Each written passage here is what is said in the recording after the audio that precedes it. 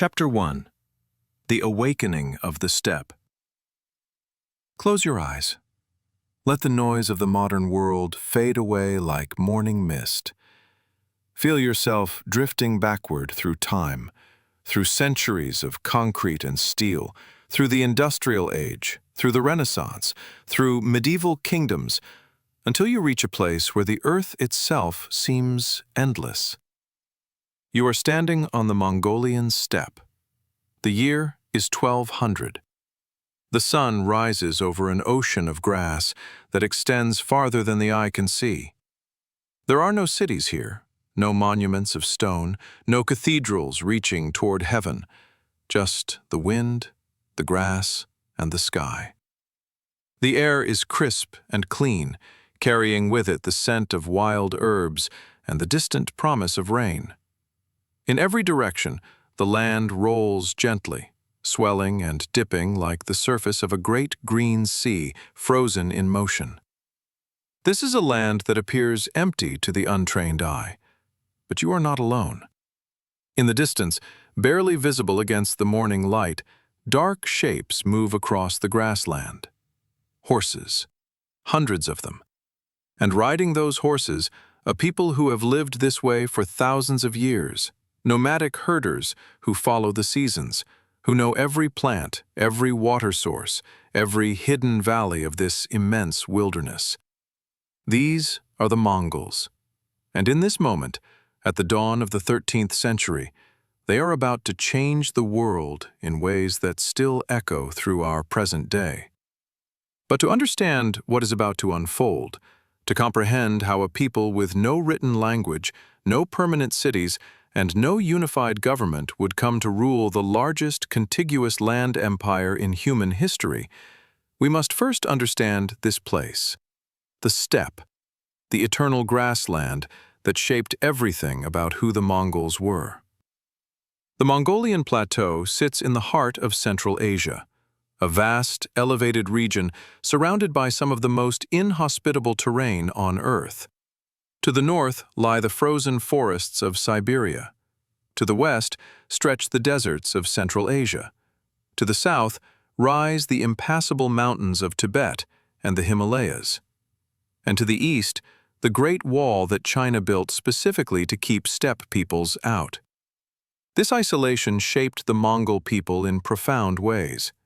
Here, survival demanded absolute mastery of horsemanship. A Mongol child learned to ride before learning to walk steadily.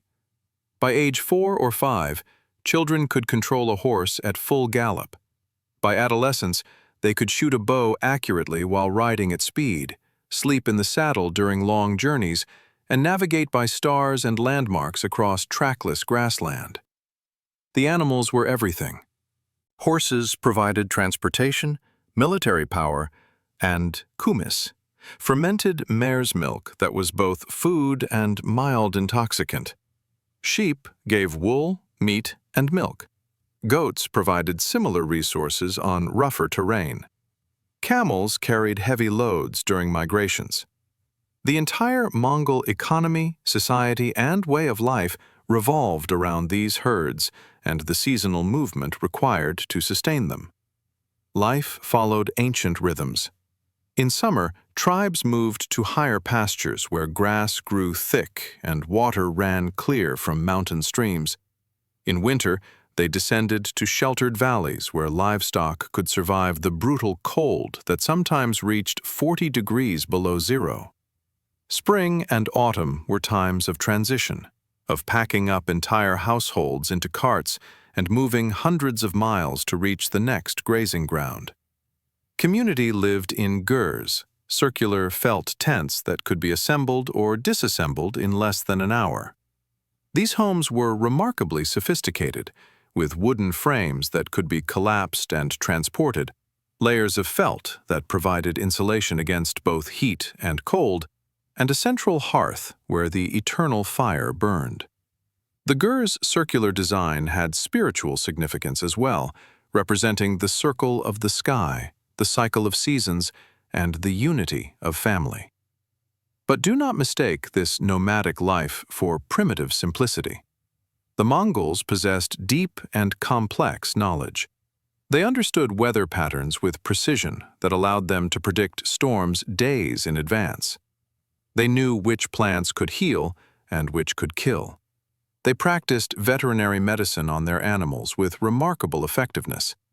They navigated across landscapes with no roads or permanent markers, using a mental map of terrain features, seasonal star positions, and wind patterns.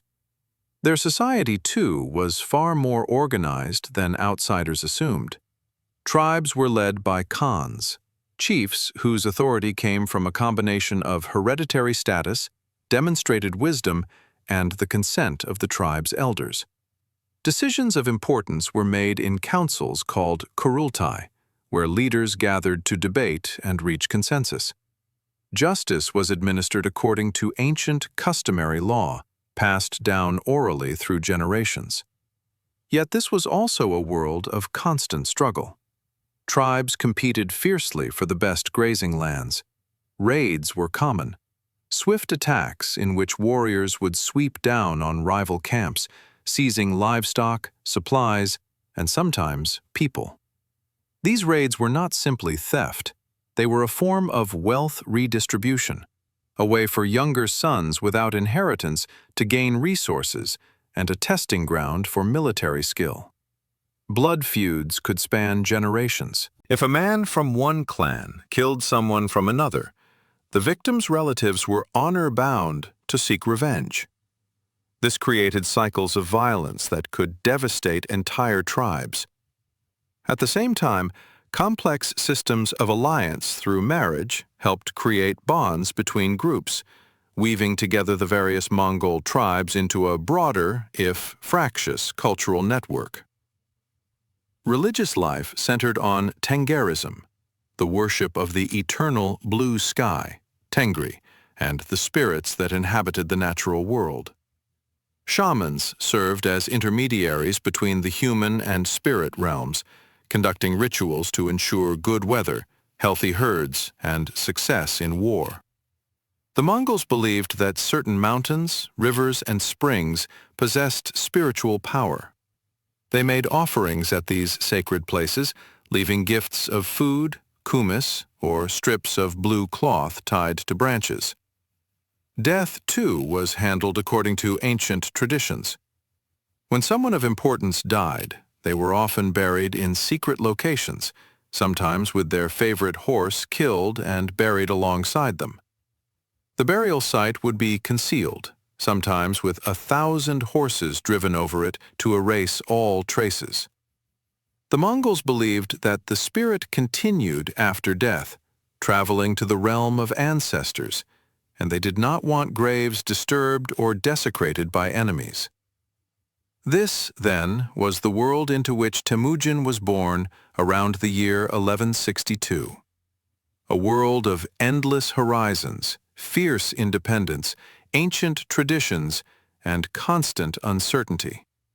A world that seemed utterly removed from the great civilizations to the south and west.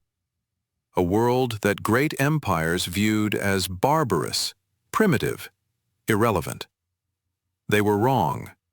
Within 60 years, the descendants of these nomadic herders would stand victorious in the ruins of Baghdad, the greatest city in the Islamic world.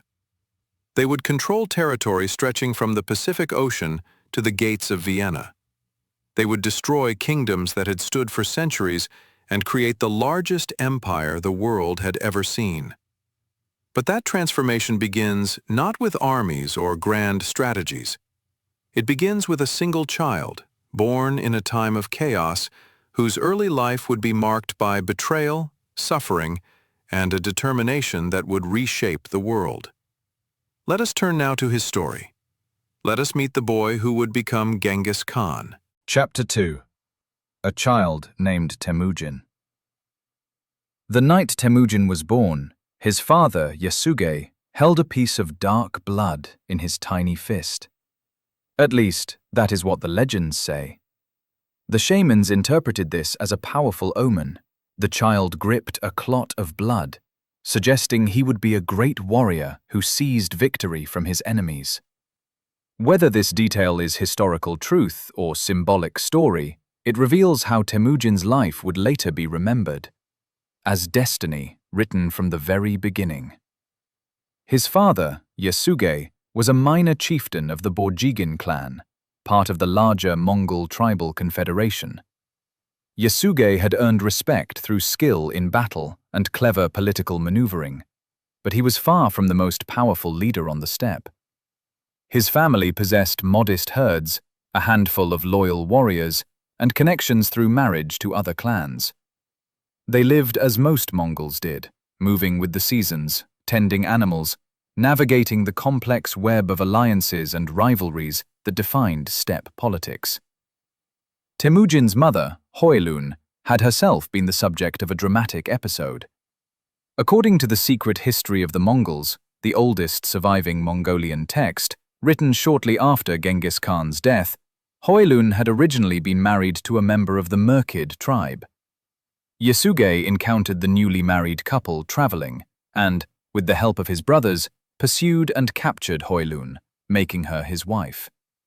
This act, while not uncommon in the violent social landscape of the time, created a blood debt that would return to haunt Temüjin years later. Temüjin grew up in a world of uncertainty. Resources were never guaranteed. One harsh winter could devastate a herd. One successful raid by rivals could leave a family destitute. Political alliances shifted constantly. A friend today might be an enemy tomorrow if circumstances changed. His childhood, by all accounts, was marked by both normal nomadic experiences and unusual hardship. He learned to ride, as all Mongol children did. He learned to hunt with bow and arrow, to track animals, to survive on the steppe. He had siblings, brothers and a sister, and together they grew up in the close quarters of the family ger, learning the skills and values that would shape their entire lives. But when Temüjin was around 9 years old, everything changed. Yasuge took young Temüjin on a journey to the tribe of Hoylun's relatives, the Olkonut, seeking to arrange a marriage for his son. This was standard practice. Marriages were arranged young to create alliances between clans. They found a suitable family with a daughter named Borta, slightly older than Temüjin. The match was agreed upon. According to custom, Temüjin would remain with Borte's family for a time, working and proving himself worthy. Yasuge began his journey home alone. Along the way, he encountered members of the Tatar tribe sharing a meal. The Tatars and Mongols had a long history of conflict. Earlier, Yasuge had fought against the Tatars and participated in the execution of Tatar leaders. But steppe hospitality customs were strong. When travelers encountered others sharing food, there was an expectation of peaceful conduct, at least temporarily. Yasuge joined the meal, but the Tatars recognized him. They offered him poisoned food. By the time Yasuge realized something was wrong, it was too late. He managed to make it home, but the poison was working through his system. He died within days, leaving Hoylun widowed with young children and a fragmented clan that had been held together largely by Yasuge's personal leadership.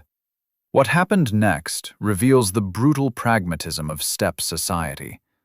Tachar, who had been one of Yasuge's followers and allies, saw an opportunity. With the leader dead and only a widow with young children remaining, Tachar gathered most of the clan's warriors and herds and simply left. He abandoned Hoylun and her children, taking the resources that had belonged to Yasuge. Imagine being 9 years old and watching your entire world collapse. One season, you were the son of a respected chieftain. The next, you were abandoned on the steppe with your mother, siblings, and almost nothing.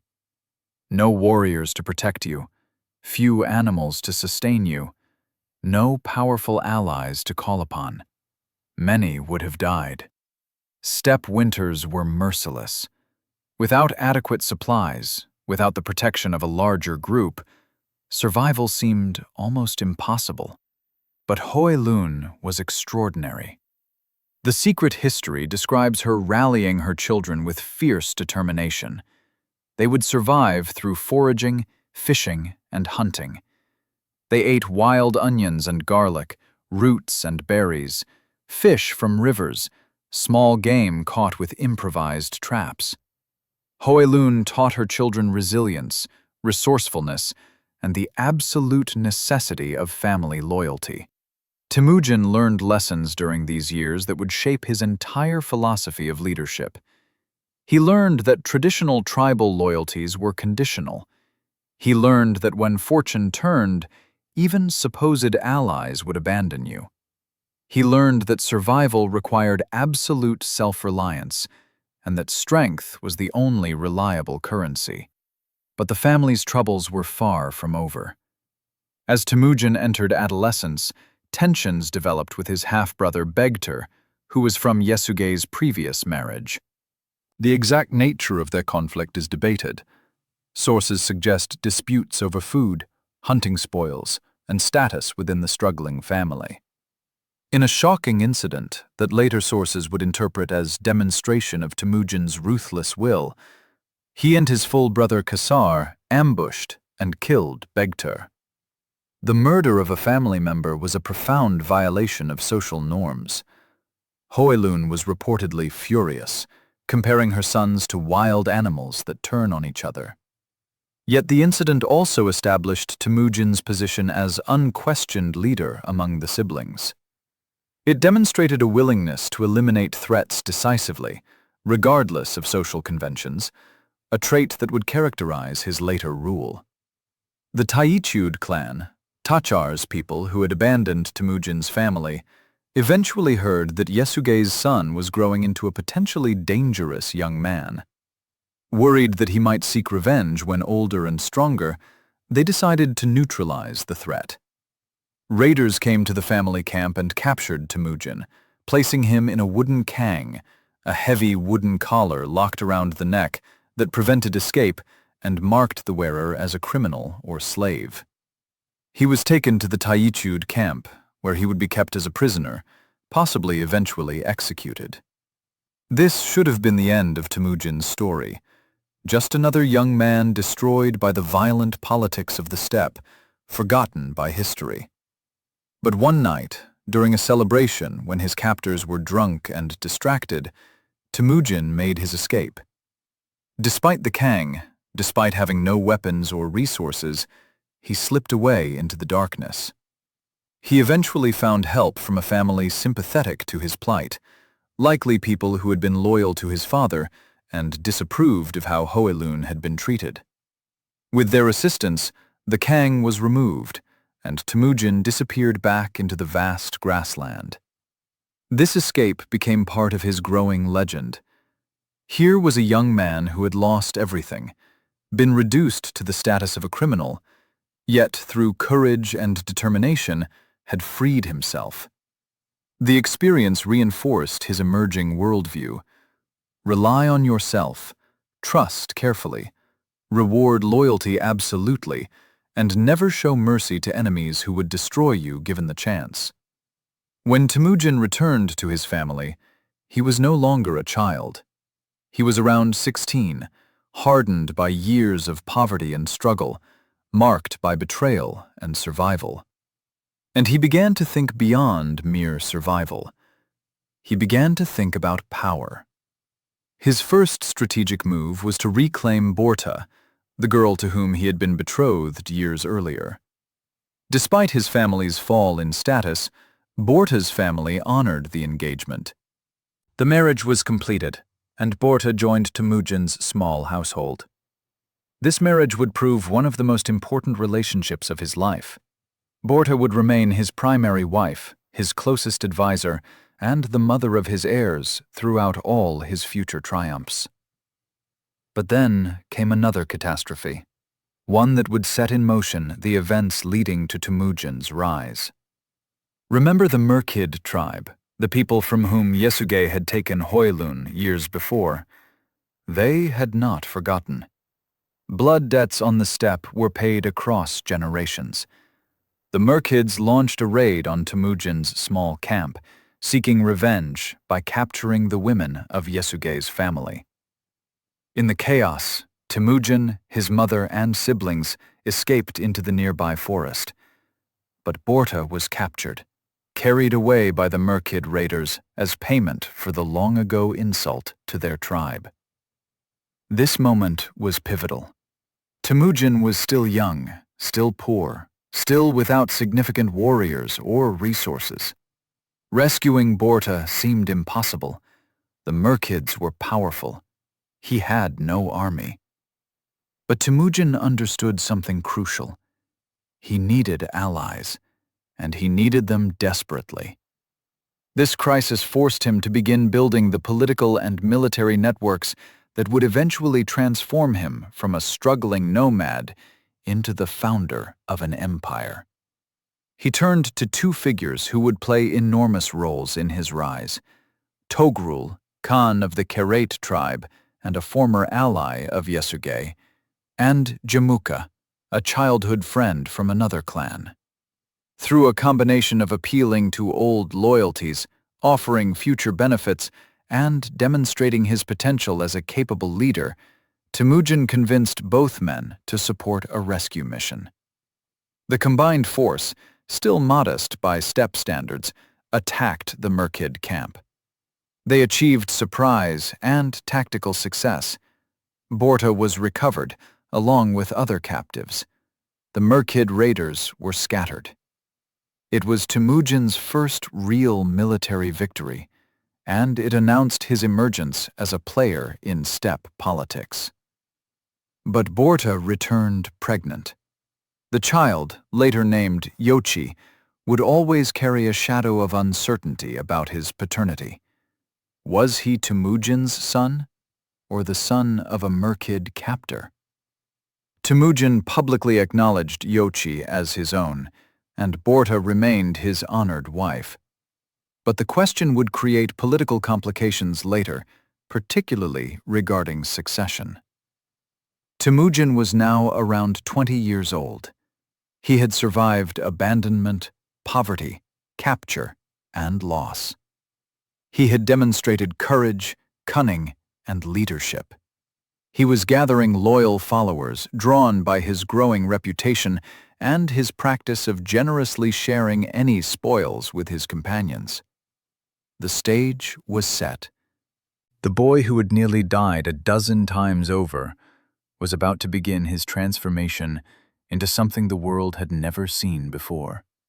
He would forge a new kind of society, a new kind of army, and ultimately, a new kind of empire. But first, he would have to survive the most dangerous challenge yet: navigating the treacherous politics of steppe tribal leadership, where allies became enemies overnight and where a single mistake could mean death.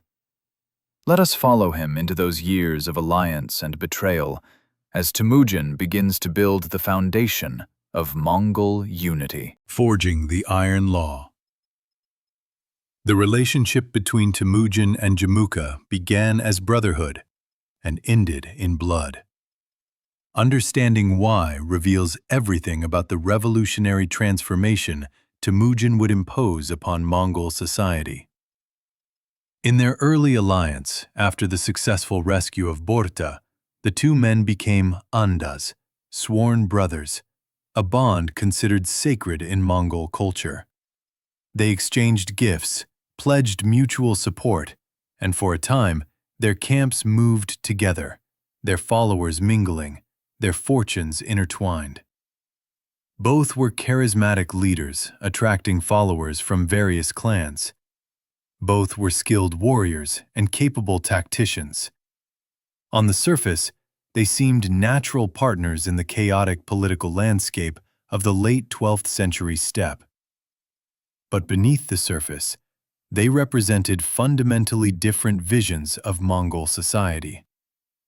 Jamuka was an aristocrat in the traditional sense.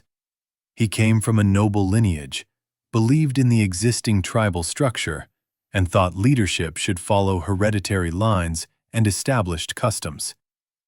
In his vision, the Mongol tribes would continue as they always had, a loose confederation of independent clans led by those born to leadership, operating according to ancient traditions. Temüjin, by contrast, had lost faith in that system. He had been abandoned by it. He had watched supposed bonds of clan loyalty dissolve the moment they became inconvenient. His vision was more radical, a society where loyalty transcended tribal identity, where competence mattered more than birth, where rules applied to everyone equally, or at least everyone except the supreme leader. Around 1190, tensions between the two men's growing followings led to a break. The details are complex and involve disputes over horses stolen from one camp, followers shifting allegiance, and perceived slights. But the underlying issue was clear.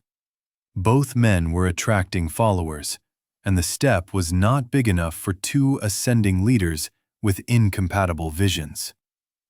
When they finally split, the division ran deeper than personal rivalry. Clans had to choose, families divided, old loyalties were tested, and Temüjin faced a crucial test of his leadership philosophy. How do you build lasting loyalty in a world where betrayal is routine? His answer was revolutionary. You create a new basis for social organization that renders traditional tribal divisions obsolete. Temüjin began systematically breaking down the old tribal structure among his followers. He organized his growing army not by clan affiliation, but by decimal units. Squads of 10, companies of 100, battalions of 1,000, and divisions of 10,000. Leadership positions in these units went not to those born to leadership, but to those who demonstrated ability, courage, and loyalty. This was profoundly radical. In traditional Mongol society, your tribe was your identity. It determined who you married, who you fought beside, who you owed loyalty to, and who you could trust. Temüjin was saying, your unit is your identity now. Your brothers are those who fight beside you, regardless of which clan they were born into. He also implemented what would become known as the Yasa, the Great Law. This legal code, transmitted orally and later partially written down, established clear rules that applied to everyone in Temüjin's growing confederation. Some rules addressed military discipline. Deserting your unit meant death. Failing to help a fellow soldier in need meant severe punishment. Other rules addressed social conduct. Adultery was prohibited. Theft was harshly punished. Hospitality to strangers was mandated. Critically, the Yasa applied regardless of social status. A nobleman who violated the law faced the same punishment as a common herder. This equal application of justice was revolutionary in a society where aristocrats had traditionally enjoyed privileges and protections unavailable to common people. The code also mandated religious tolerance, an extraordinarily progressive stance for the era. Temüjin himself followed traditional Tengrist practices, but he welcomed Christians, Buddhists, Muslims, and others into his confederation, requiring only that they demonstrate loyalty to him and follow the Yasa. This tolerance was partly pragmatic. He needed all the skilled people he could attract, but it also reflected his fundamental belief that ability and loyalty mattered more than background or belief. He was also extraordinarily meritocratic in promoting talent. One of his greatest generals, Jebe, had originally fought against Temüjin and shot an arrow that killed Temüjin's favorite horse. When Jebe was captured, instead of executing him, Temüjin recognized courage and skill. He offered Jebe a place in his army. Jebe accepted, became fiercely loyal, and would eventually lead some of the most successful campaigns in Mongol history. Another key figure, Subutai, came from a clan of reindeer herders, a group generally looked down upon by horse-herding Mongols. But Subutai demonstrated extraordinary strategic thinking. Temüjin promoted him repeatedly, based purely on results. Subutai would become perhaps the greatest military strategist of the Mongol Empire, orchestrating campaigns across vast distances with tactical brilliance that military historians still study. This system of promotion by merit attracted talented individuals from across the steppe. People who would have had limited opportunities under the traditional system flocked to Temüjin's banner. His growing army became a true meritocracy, brutal and demanding, but offering real opportunity for those willing to prove themselves. Meanwhile, traditional tribal leaders grew increasingly alarmed. Temüjin was not just another Khan competing for power within the existing system. He was dismantling the system itself, creating something entirely new. Many saw this as dangerous, even heretical. The old ways had endured for centuries. Who was this upstart to overturn tradition? In 1201, several tribes and clans united specifically to oppose Temüjin, electing Jamuka as their leader with the title Gur Khan. The confederation was formidable, far more numerous than Temüjin's forces. On paper, Temüjin should have been crushed. But the traditionalist confederation had a fatal weakness. It was still organized along tribal lines, which meant competing interests, divided loyalties, and leaders who saw themselves as allies of convenience rather than parts of a unified command structure. When battle came, coordination was poor. Different contingents fought with different objectives. Leaders jockeyed for personal advantage rather than committing fully to collective victory. Temüjin's forces, by contrast, operated with unified purpose and clear command structure. They could execute complex tactical maneuvers requiring precise timing and coordination. They could trust that other units would fulfill their roles. When they retreated, it was organized withdrawal, not panicked rout. When they attacked, it was concentrated force, not scattered raids.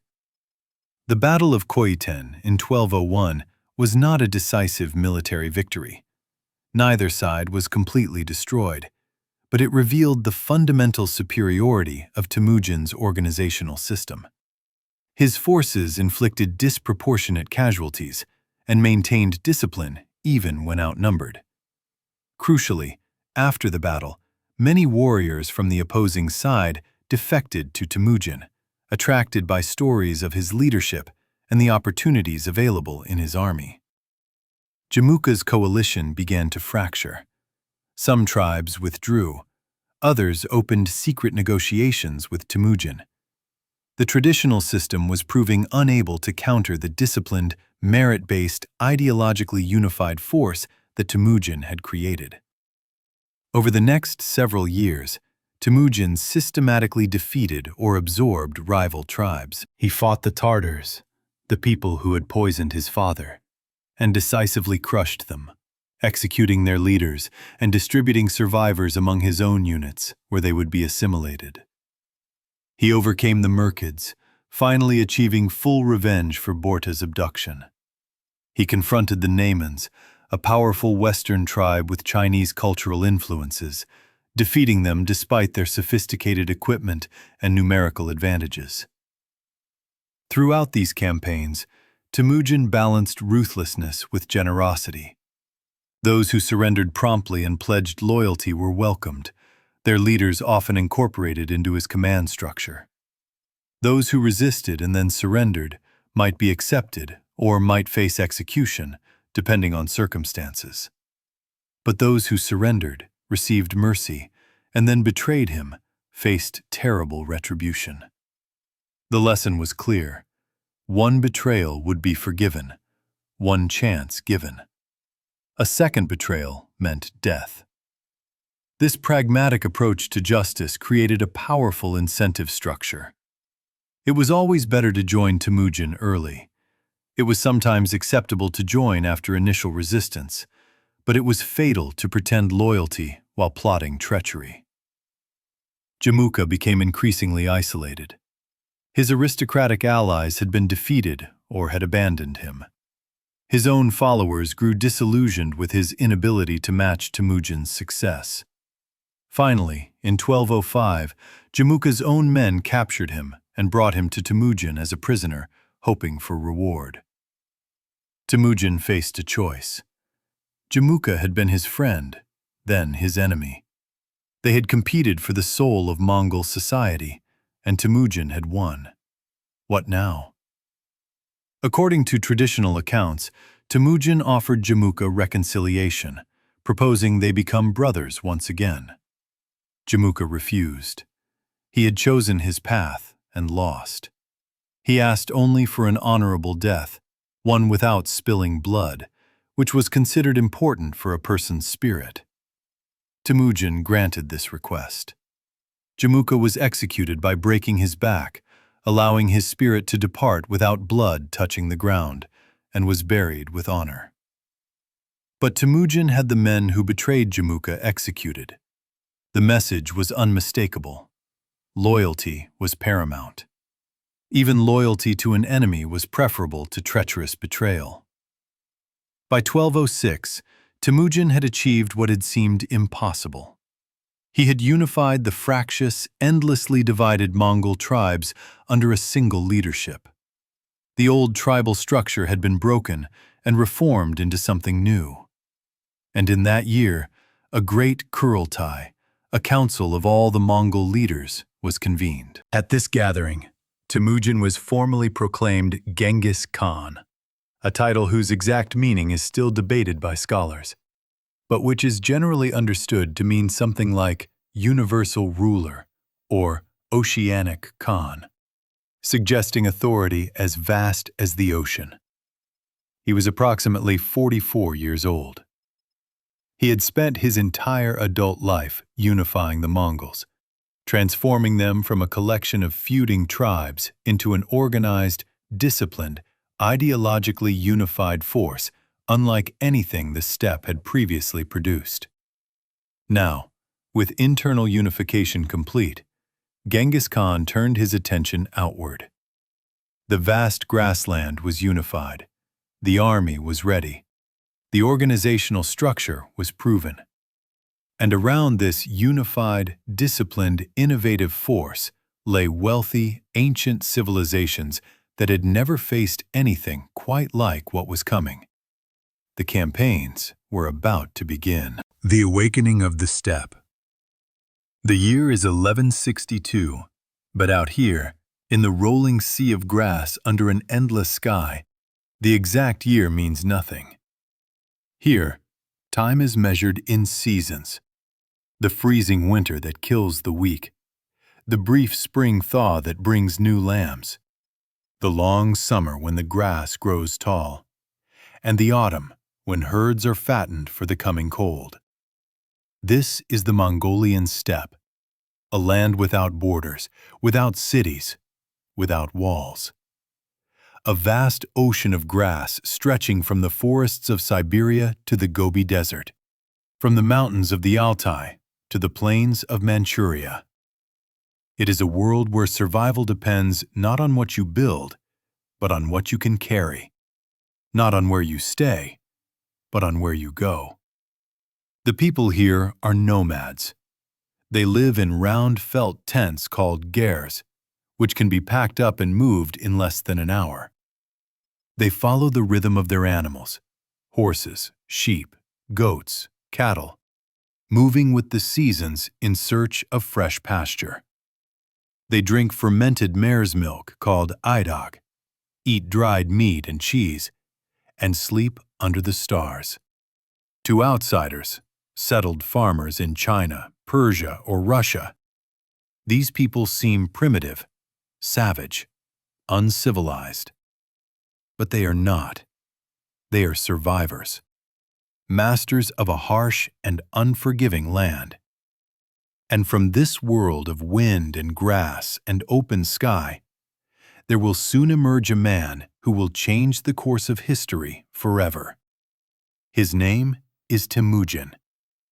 But the world will come to know him by another name, a name that will echo through the centuries, Genghis Khan. A child named Temüjin. Temüjin was born in the year 1162, somewhere along the banks of the Onon River in what is now northern Mongolia. His father was Yesugei, a minor chieftain of the Borjigan clan, part of the larger Mongol Confederation. His mother was Hoelun, a strong-willed woman who had been kidnapped by Yesugei from another tribe, a common practice in those brutal times. According to legend, Temüjin was born clutching a blood clot in his right hand, a sign, the shaman said, that he was destined to be a great warrior. But destiny, if it existed, seemed in no hurry to reveal itself. When Temüjin was 9 years old, his father took him on a journey to find him a bride, a political alliance, as was the custom. They found a suitable girl named Borte, the daughter of a chieftain from the Olkunut tribe. The match was agreed upon, and Temüjin was left with Borte's family to learn their ways and to serve them as a future son-in-law. On the journey home, Yesugei stopped to share a meal with a group of Tatars, an old enemy of the Mongols. The Tatars recognized him and poisoned his food. Yesugei made it home, but he died a few days later, writhing in agony. With Yesugei dead, Temüjin's family lost everything. His father's followers abandoned them, taking the herds and horses that were their wealth. Temüjin, his mother Hoelun, and his younger siblings were left to fend for themselves on the steppe. Outcasts, surviving on wild onions, fish, and marmots. For a boy born to be a prince, this was the lowest point imaginable. But it was also the crucible in which Temüjin was forged. He learned that power was not inherited, it was taken. That loyalty could not be assumed, it had to be earned. That survival required not just strength, but cunning, patience, and an iron will. One day, Temüjin and his half-brother Begter got into a fight over a fish. The argument escalated. Temüjin, along with his full brother Kasar, hunted Begter down and killed him. It was a brutal act, one that haunted him. But it also marked a turning point. Temüjin would not be a victim. He would be a survivor. And more than that, he would be a conqueror. Years passed. Temüjin grew into a young man, tall, strong, intelligent, and ruthless when necessary. He went back to the Olkunut tribe and married Borte, as had been arranged. She became not just his wife, but his closest advisor, a partner in every sense. But their happiness was short-lived. Shortly after their marriage, Borte was kidnapped by a rival tribe, the Merkits, in revenge for an old grievance. Temüjin was devastated. But he did not despair. Instead, he turned to an old childhood friend, a charismatic warrior named Jamuka, and together they launched a raid to rescue Borte. They succeeded. Borte was returned. But when she gave birth to a son 9 months later, there were whispers. Was the boy, named Jochi, truly Temüjin's son, or the child of her captors? Temüjin never publicly questioned it. He claimed Jochi as his own. But the doubt lingered, and it would shape the politics of his empire for decades to come.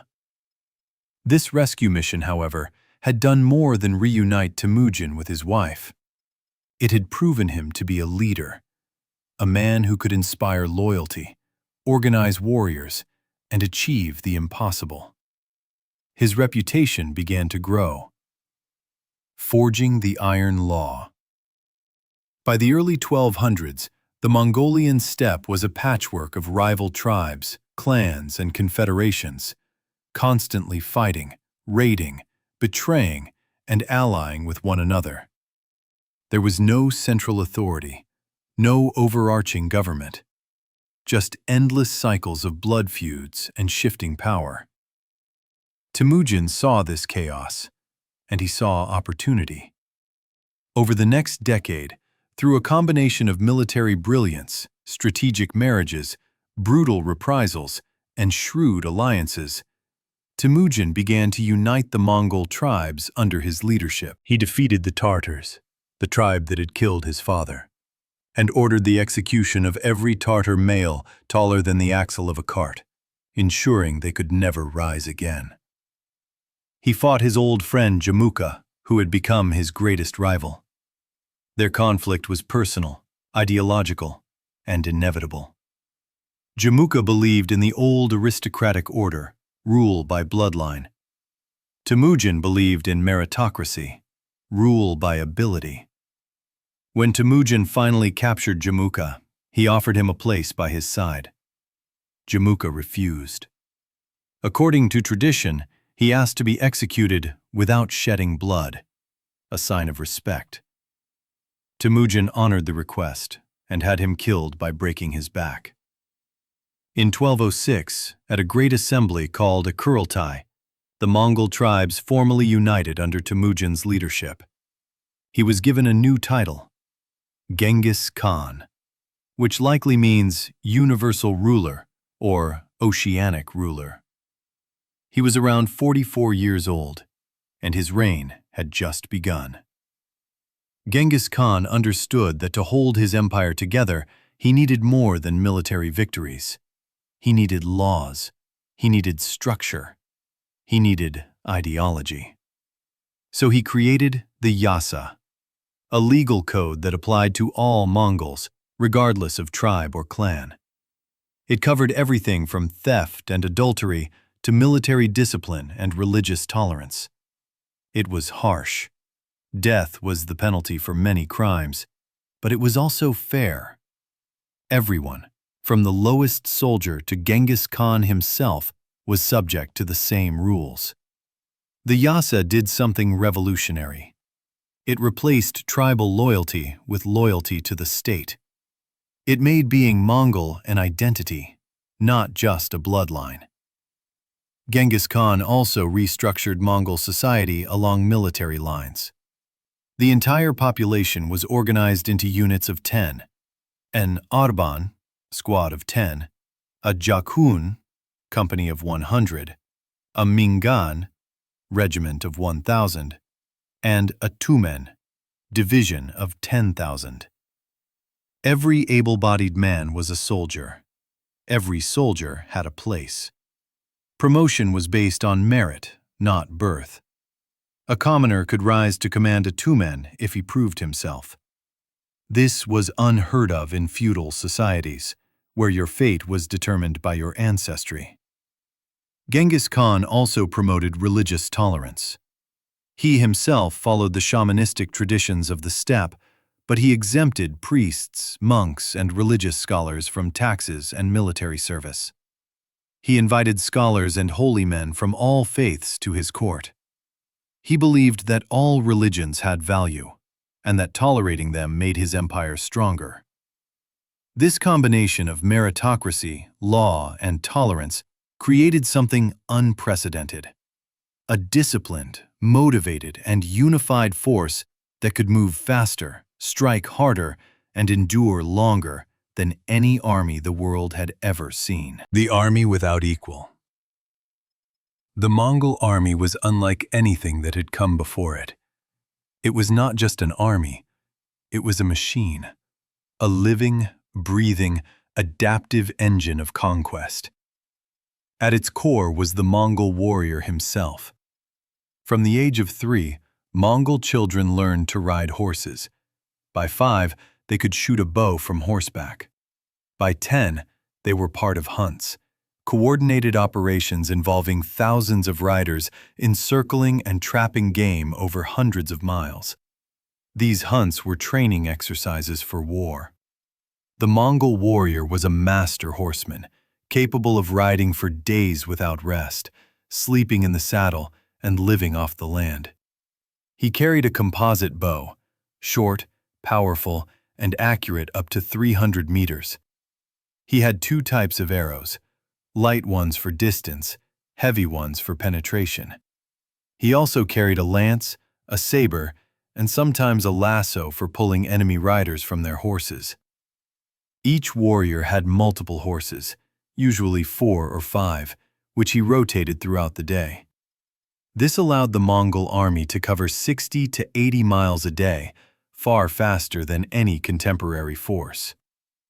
But speed was just one advantage.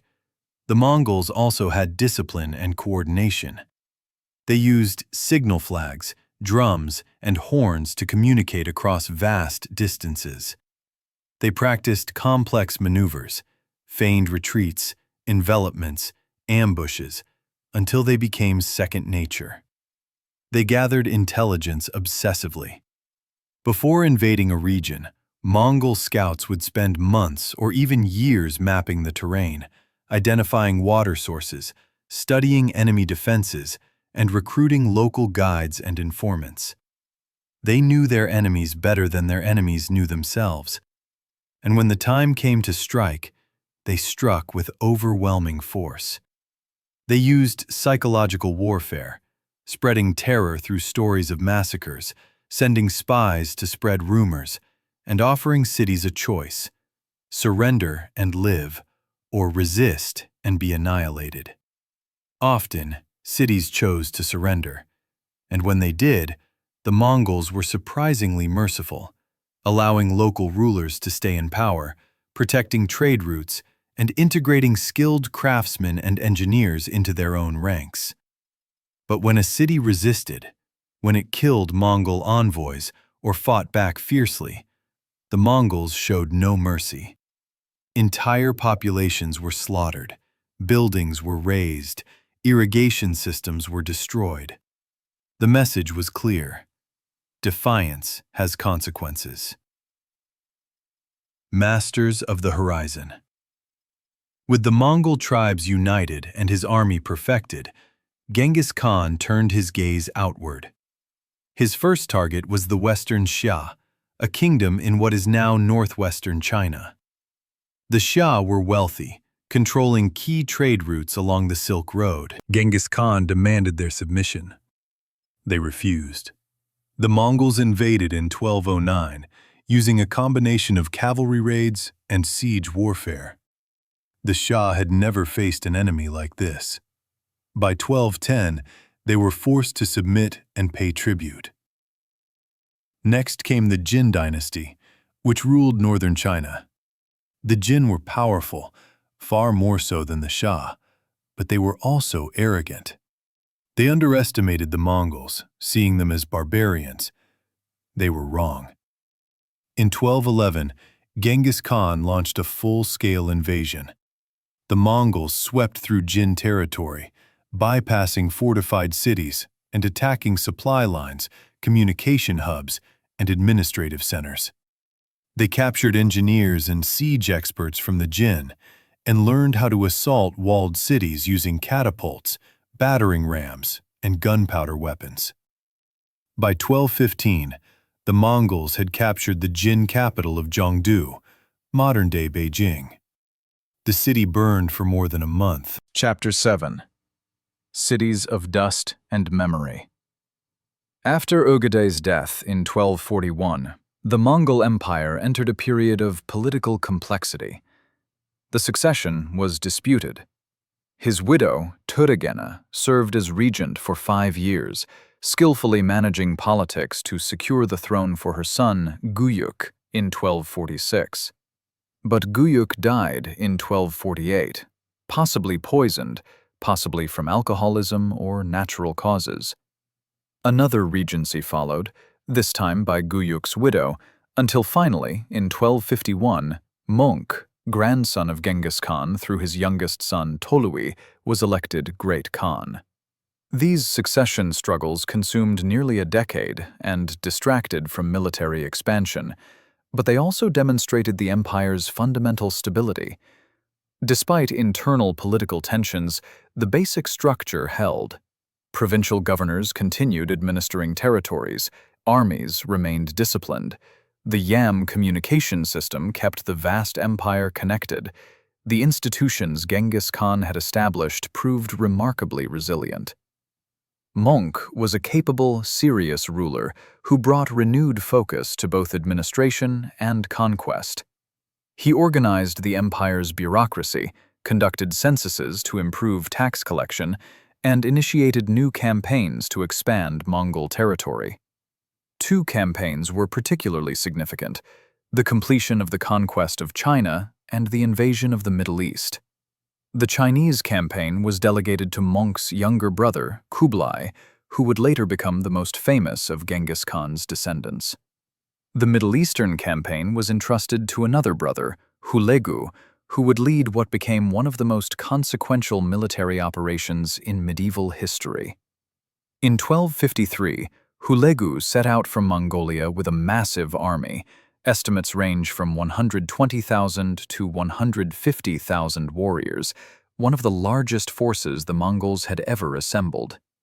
His mission was to conquer the Middle East, eliminate the Nizari Ismaili assassins who controlled fortified strongholds throughout Persia, and, if necessary, subdue the Abbasid Caliphate based in Baghdad. The Nizari Ismailis, sometimes called the Assassins, were a Shia Muslim sect that had controlled a network of mountain fortresses in Persia for over 150 years.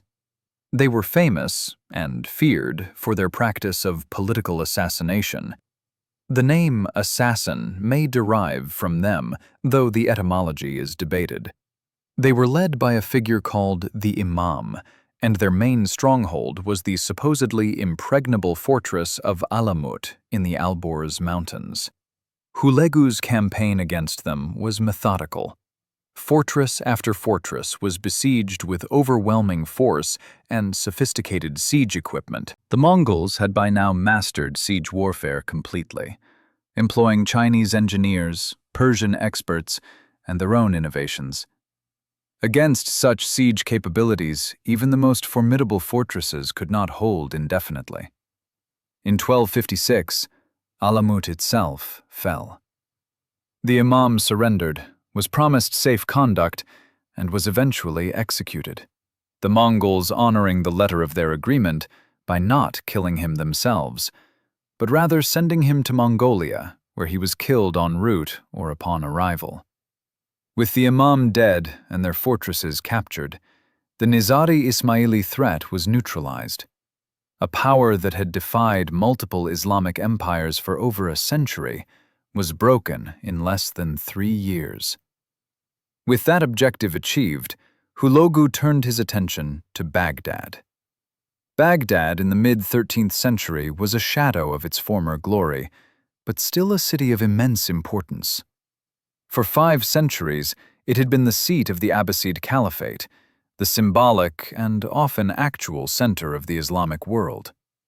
At its height, during the 8th and 9th centuries, Baghdad had been perhaps the largest, wealthiest, and most intellectually sophisticated city on earth, the capital of an empire stretching from North Africa to Central Asia. By 1257, the Caliphate's political power had greatly diminished. Much of the Islamic world was ruled by independent sultanates and dynasties that merely acknowledged the caliph's spiritual authority. But Baghdad remained culturally central. It was home to the House of Wisdom and other institutions where scholars preserved and expanded knowledge inherited from classical antiquity. Its libraries held hundreds of thousands of manuscripts. Its universities attracted students from across the Muslim world. Its markets traded goods from 3 continents. The reigning caliph, al-Mustasim, faced an impossible situation. Mongol envoys arrived with demands: submit to Mongol overlordship, pay tribute, dismantle the city's defenses, and provide troops for Mongol campaigns. These demands were essentially requests for complete surrender. Al-Mustasim consulted his advisors. Some urged immediate submission. The Mongol army was enormous. Resistance was hopeless. Surrender offered the only chance of survival. Others argued that surrendering would be a betrayal of Islamic dignity, that Baghdad's walls were strong, that the Mongol army would not be able to sustain a siege so far from its bases, that other Muslim powers might come to their aid. Al-Mustasim chose defiance. He sent back dismissive replies to Hulagu's demands, reportedly including threats that the entire Muslim world would rise against the Mongols if they attacked the caliphate. It was a catastrophic miscalculation. No significant help would come. The Mongols were not bluffing. And Baghdad's walls, while substantial, were no match for the siege train Hulagu commanded. The Mongol army arrived before Baghdad in January 1258. They encircled the city completely, cutting off all routes of escape or resupply. Siege engines were positioned. The bombardment began. Mongol engineers constructed a wooden palisade entirely around the city, preventing any sorties by the garrison and creating a controlled space where the siege could proceed without interference. Within a week, sections of the city wall had been breached. The Mongol army poured through the gaps. Baghdad's garrison, poorly organized and demoralized, offered little effective resistance. The Mongol forces fought their way through the city with methodical thoroughness. Al-Mustazim surrendered on February 10, 1258, hoping to negotiate terms and save lives. Hulagu accepted the surrender, but offered no mercy. The caliph was questioned about the location of treasures, then executed. According to most accounts, he was rolled in carpets and trampled to death by horses, a method that avoided spilling blood, which the Mongols considered important for executing high-status individuals. What followed was approximately a week of systematic destruction. The exact death toll is debated. Contemporary accounts range from tens of thousands to over 1 million, with most modern historians estimating perhaps 200,000 to 500,000 deaths, either killed directly or dying from subsequent famine and disease.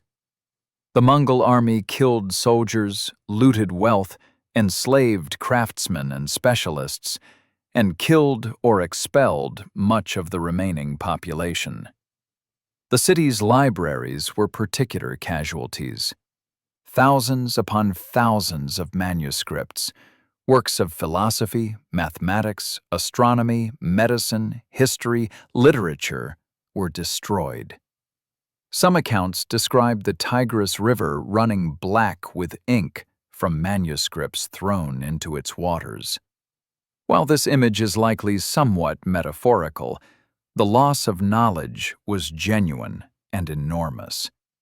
Texts that had preserved ancient learning, scientific works that represented centuries of Islamic scholarship, literary masterpieces that existed in unique copies, all gone in a week of destruction. Christian minorities in Baghdad and surrounding areas, including the Nestorian Christians and Armenians, were largely spared. Hulagu's favorite wife was a Nestorian Christian, and Christian advisors at his court had advocated for the conquest of the caliphate. Some Christian churches in Baghdad actually celebrated the caliphate's fall, seeing it as divine retribution for centuries of Muslim rule. The fall of Baghdad sent shockwaves throughout the medieval world. The caliphate, which had existed for over 500 years, was ended. The symbolic center of Islam was destroyed. It seemed no power could stand against the Mongols. Hulagu's army continued westward. Damascus surrendered without resistance. Aleppo fell after a brief siege.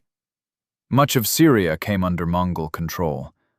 The Kingdom of Armenia and the Principality of Antioch, Christian states that had survived precariously in the Middle East since the Crusades, became Mongol vassals, grateful for protection against Muslim enemies.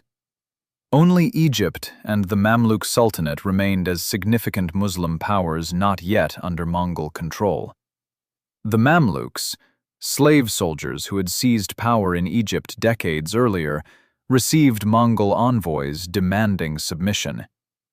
The Mamluk Sultan Qutuz executed the envoys and prepared for war. This was a momentous decision. Executing envoys violated diplomatic norms that even the Mongols generally respected. It meant war to the death. But Qutuz understood that submission would likely mean the end of Mamluk independence. If Egypt fell, the entire Middle East would be under Mongol control. In 1260, a Mamluk army marched north to meet the Mongol forces. Hulagu, meanwhile, had withdrawn most of his army back to Persia. Various reasons explain this.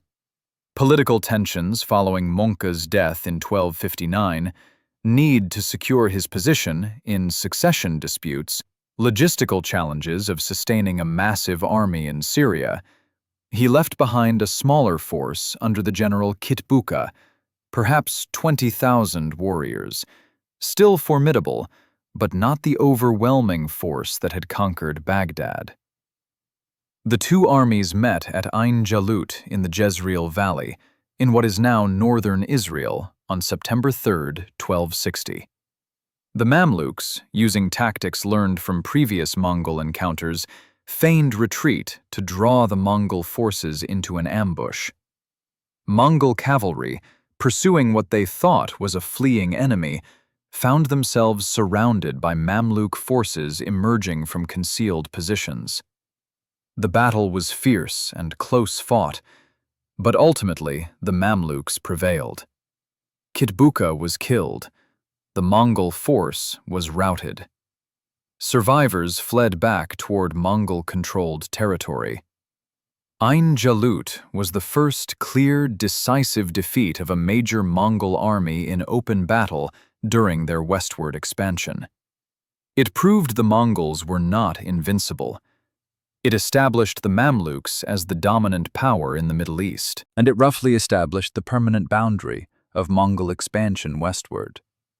The Mongols would control Persia, the Caucasus, and parts of Anatolia, but not Egypt, not the Levant, not Arabia. The consequences were profound. If the Mongols had conquered Egypt, they would have controlled all of Asia, from the Pacific to the Mediterranean, plus Eastern Europe.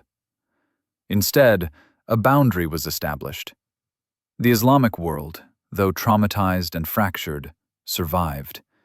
And the Mongol Empire, already showing signs of political fragmentation, would soon divide into separate khanates that would sometimes cooperate, but increasingly pursue independent policies. But to understand what Mongol rule actually meant for conquered peoples, to see how the empire functioned day to day beyond the drama of conquest, we must examine the systems of control, administration, and cultural integration that the Mongols developed. Chapter 8. The psychological blade. Warfare, in the Mongol conception, was not merely physical combat. It was a comprehensive assault on the enemy's ability and will to resist. And the Mongols wielded psychological weapons with the same sophistication they applied to cavalry tactics and siege engineering. The terror began long before the army arrived. As Mongol forces approached a region, refugees would flee ahead of them, carrying stories of destruction. These stories, amplified by fear and retelling, spread faster than the army itself. By the time Mongol envoys arrived at a city's gates with demands for surrender, the population had already heard countless tales of cities that resisted being utterly destroyed and of cities that surrendered being spared. The Mongols cultivated this reputation deliberately. They ensured that some survivors of destroyed cities escaped to spread word of what happened. They occasionally spared a city after minimal resistance and treated it well, demonstrating that mercy was possible. But they also made examples of cities that resisted, destroying them so thoroughly that the ruins themselves became warnings. The envoys who delivered surrender demands were part of this psychological operation. They would arrive with precise intelligence about the city, its defenses, its resources, its political situation, demonstrating that the Mongols were well informed. They would make clear, specific offers. Surrender now, and you will be incorporated into the empire with limited disruption. Resist, and you will be destroyed completely. The choice was stark and real. For city leaders, this created an agonizing calculation. Resistance might preserve honor and dignity, but if resistance failed, as it nearly always did against Mongol armies, the consequences would be catastrophic, not just for the leaders, but for the entire population. Surrender meant subordination, tribute, and loss of independence. But it also meant survival. The Mongols understood that this decision-making process itself was a weapon. The uncertainty, the fear, the moral complexity of the choice, all of this eroded enemy morale before a single arrow was fired. And critically, the Mongols generally kept their word. If a city surrendered on promised terms, those terms were honored. This credibility made the psychological warfare effective. Empty threats would have been ignored, but threats backed by demonstrated capability and record of following through created powerful incentives. The Mongols also used targeted psychological warfare against enemy leadership. They would identify key commanders or officials, and sometimes make specific offers. Defect to the Mongol side, and you will be rewarded with position and wealth. Remain loyal to your current ruler, and you will be hunted down. These offers created paranoia within enemy leadership structures. Could you trust your subordinates? Were they secretly negotiating with the Mongols? This internal suspicion degraded command cohesion and decision-making. When resistance occurred and was crushed, the Mongols were careful to publicize the consequences. After Nishapur was destroyed for killing a Mongol commander, word of its fate spread across Asia. After Bamyan in Afghanistan resisted and killed Genghis Khan's grandson, the city was so thoroughly destroyed that Genghis Khan reportedly ordered even animals killed and the site cursed so that no one would rebuild there. These examples were not hidden. They were advertised. The message, resist, and this is your fate. But the Mongols balanced terror with mercy in ways that made their psychological warfare more effective.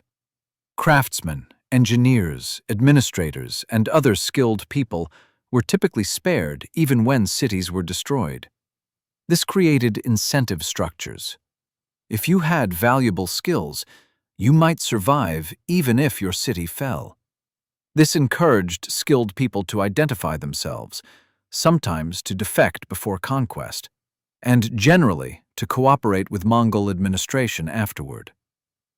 The Mongols also demonstrated religious tolerance that was remarkable for the era and that served psychological objectives. Christians, Buddhists, Muslims, Jews, and others were allowed to practice their faiths freely under Mongol rule, as long as they paid taxes and obeyed civil law. This tolerance contrasted sharply with the religious conflicts that characterized much of medieval Eurasia. It made Mongol rule more acceptable to diverse populations and reduced resistance motivated by religious identity. Moreover, the Mongols' policy of incorporating defeated enemies into their military created a peculiar dynamic.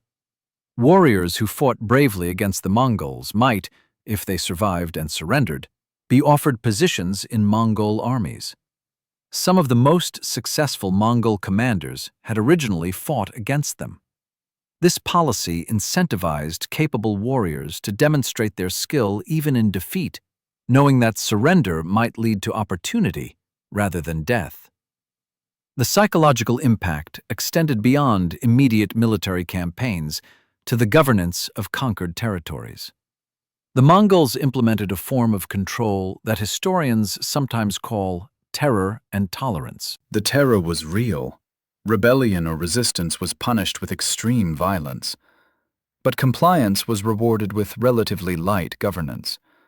Local customs, religions, and administrative structures were often left in place as long as taxes were paid and orders from Mongol authorities were obeyed. This created a stable, if grim, equilibrium. Conquered populations learned that cooperation was rewarded and rebellion suicidal. Local leaders who administered territories effectively could maintain their positions and even prosper. But any hint of organized resistance brought swift, overwhelming, and brutal response. The census systems the Mongols implemented in conquered territories served multiple purposes. Officially, they enabled efficient tax collection, but they also served as demonstrations of control. Every household counted, every person registered, nowhere to hide from Mongol administrative reach. The censuses also identified military-age males who could be conscripted for future campaigns, and they located craftsmen, scholars, and other specialists useful to the empire. The Yam postal system, beyond its practical communication function, was another psychological tool. It demonstrated that messages could reach from the capital to the most remote provinces within days or weeks. An order from the Great Khan in Mongolia could arrive in Persia or Russia with stunning speed. This created the perception, largely accurate, that central authority was immediate and inescapable, even across vast distances. For merchants and travelers, Mongol rule brought both danger and opportunity. The danger was obvious. Travel through territories being conquered was potentially deadly. But once conquest was complete and Mongol authority established, travel became safer than it had been in centuries. The Mongols protected trade routes, punished banditry severely, and created a vast zone of relative security stretching from China to Eastern Europe. This was not entirely altruistic. The Mongols profited enormously from taxes on trade. But the result was the greatest period of transcontinental commerce the medieval world had known. This created another psychological dynamic. Conquered peoples faced terrible choices during conquest, but afterward, some found opportunities that had been unavailable under previous rulers.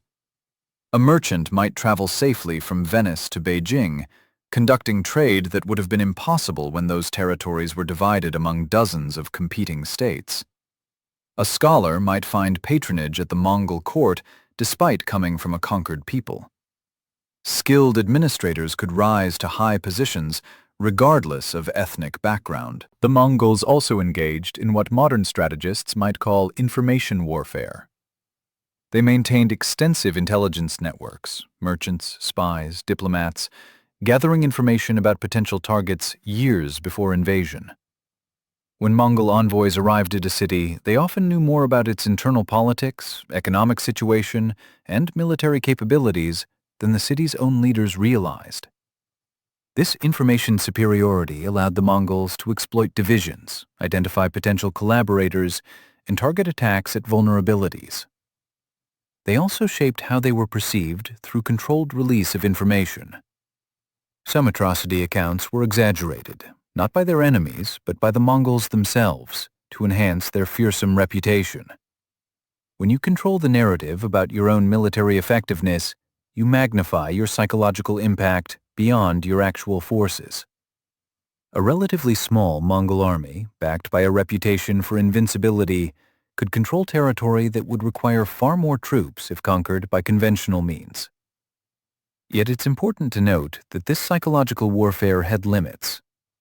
When enemies had nowhere to retreat, when resistance was seen as religious or cultural necessity, when leadership was committed to fighting regardless of consequences, terror tactics could actually strengthen resistance. The Mongols sometimes faced desperate, furious resistance from enemies who believed death in battle was preferable to surrender. These instances were less common than immediate surrender, but they occurred, and they inflicted casualties and delays on Mongol campaigns. The Mongol psychological approach to warfare was, in essence, a force multiplier.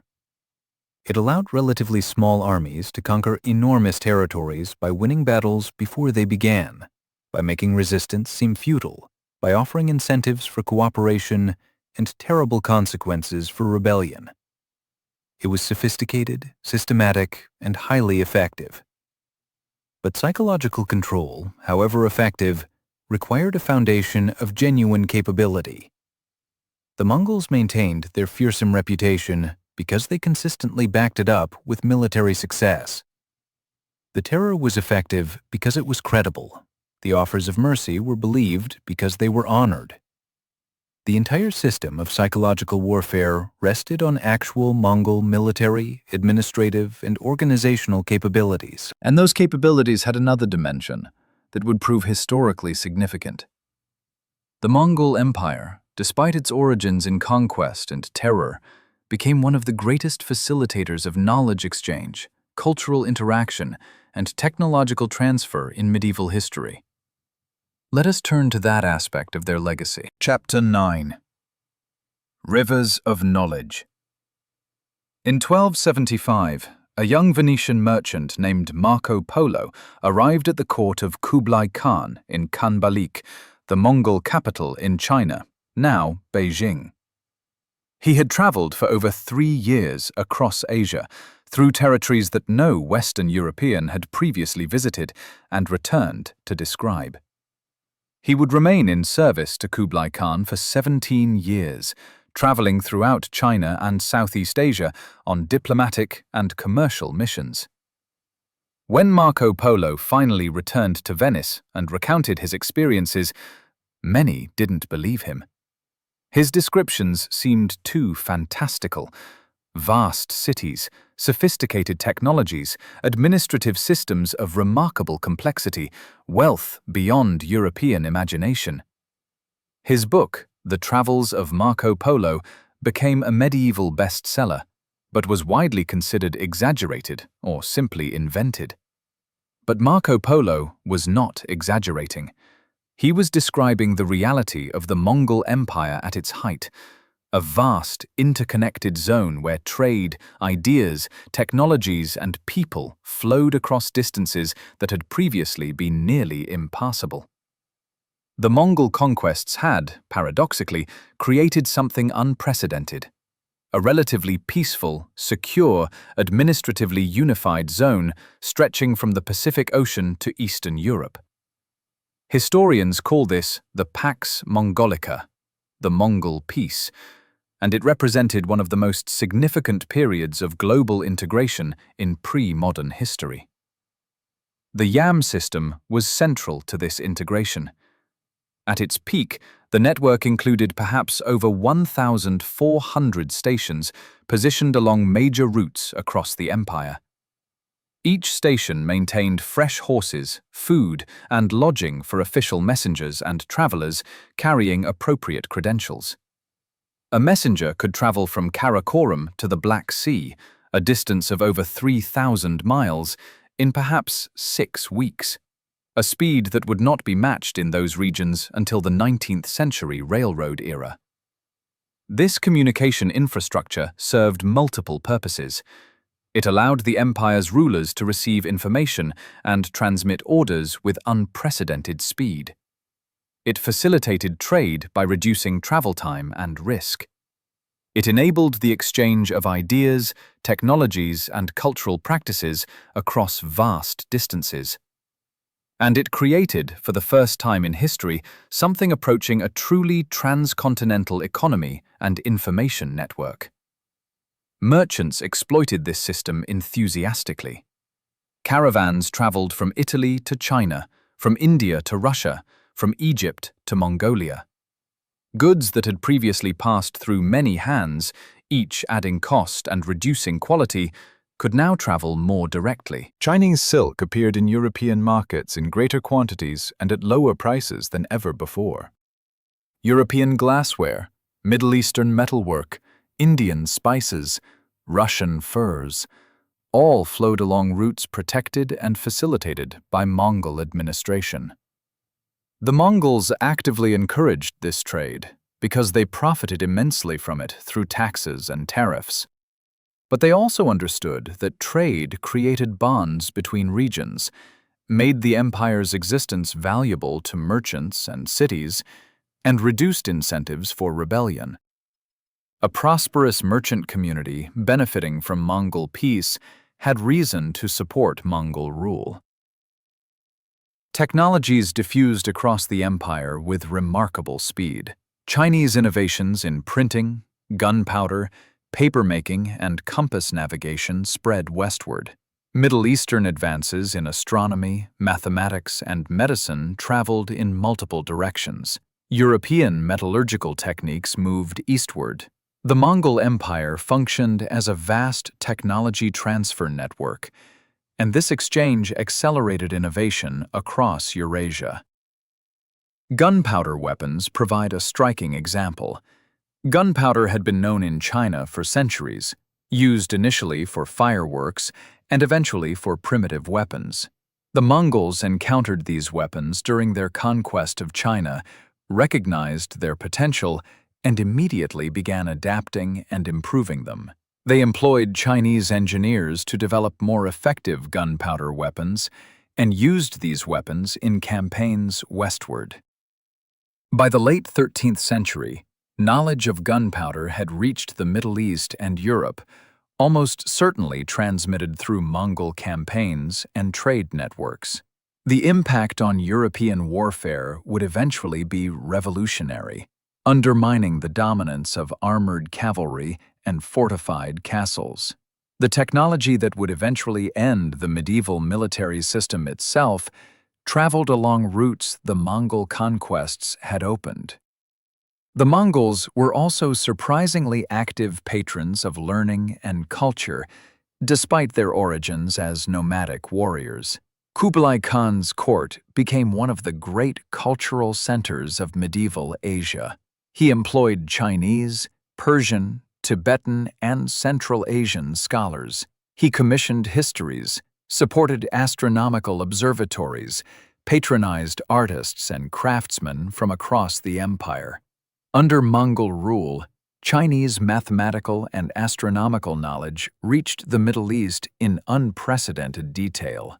The Persian astronomer Nasir al-Din al-Tusi, working at a Mongol-sponsored observatory in Maraga, produced astronomical tables of extraordinary accuracy that would influence Islamic and eventually European astronomy for centuries. The observatory employed scholars from multiple traditions, combining Chinese, Islamic, and Greek astronomical knowledge in ways that advanced the field considerably.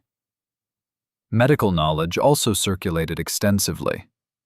Chinese medical practices reached the Middle East. Islamic medicine, which had preserved and expanded upon Greek and Roman medical knowledge, reached China. The Mongols themselves adopted medical practices from the peoples they conquered, and Mongol rulers employed physicians from multiple traditions. Religious ideas flowed along these same routes. Tibetan Buddhism became influential among Mongol elites, particularly in the Yuan dynasty in China. Nestorian Christianity, which had been present in Central Asia and China before the Mongols, gained new influence when Mongol rulers demonstrated tolerance, and some rulers' wives were Nestorian Christians. Islam spread further into Central Asia and China. Religious diversity was not merely tolerated, it was actively present at the highest levels of Mongol society. This religious tolerance, while partly pragmatic, reflected a genuine aspect of Mongol culture. The traditional Tengrist worldview did not claim exclusive truth. Spirits and divine powers existed in many forms. Different peoples might access these powers through different practices. This pluralistic framework made it relatively easy for Mongols to accept multiple religious traditions, seeing them as different paths to spiritual power, rather than competing claims of exclusive truth. The political impact of this connectivity was complex. On one hand, the Mongol Empire's vastness and integration helped prevent the kind of total cultural destruction that smaller, more homogeneous conquering powers might have imposed. Local cultures, languages, and traditions were often preserved because the Mongols ruled indirectly through local intermediaries and did not attempt to impose Mongol culture universally. On the other hand, The Mongol presence fundamentally altered many regions' political and demographic landscapes. In Russia, Mongol rule, the Tatar yoke, as Russians called it, lasted in various forms for over 2 centuries and profoundly influenced Russian political culture, military organization, and relations with Western Europe. In China, the Yuan dynasty established by Kublai Khan represented foreign rule that many Chinese scholars and officials found difficult to accept, even as the dynasty adopted many Chinese governmental forms. In Persia and the Middle East, the Mongol Ilkhanate eventually converted to Islam, but not before decades during which Muslim populations were ruled by non-Muslim Mongols, supported by Christian advisors, a situation that generated cultural and political tensions, even as it facilitated remarkable cultural synthesis. The Mongol Empire also inadvertently facilitated the spread of diseases. The same roots that carried merchants, ideas, and technologies also carried pathogens. The Black Death, which would devastate Europe in the 14th century, likely traveled along Mongol trade routes from Central or East Asia. The bacterial infection Yersinia pestis, carried by fleas on rats, found in the connected world of the Mongol Empire an opportunity for pandemic spread that would not have been possible in the more fragmented medieval world that existed before.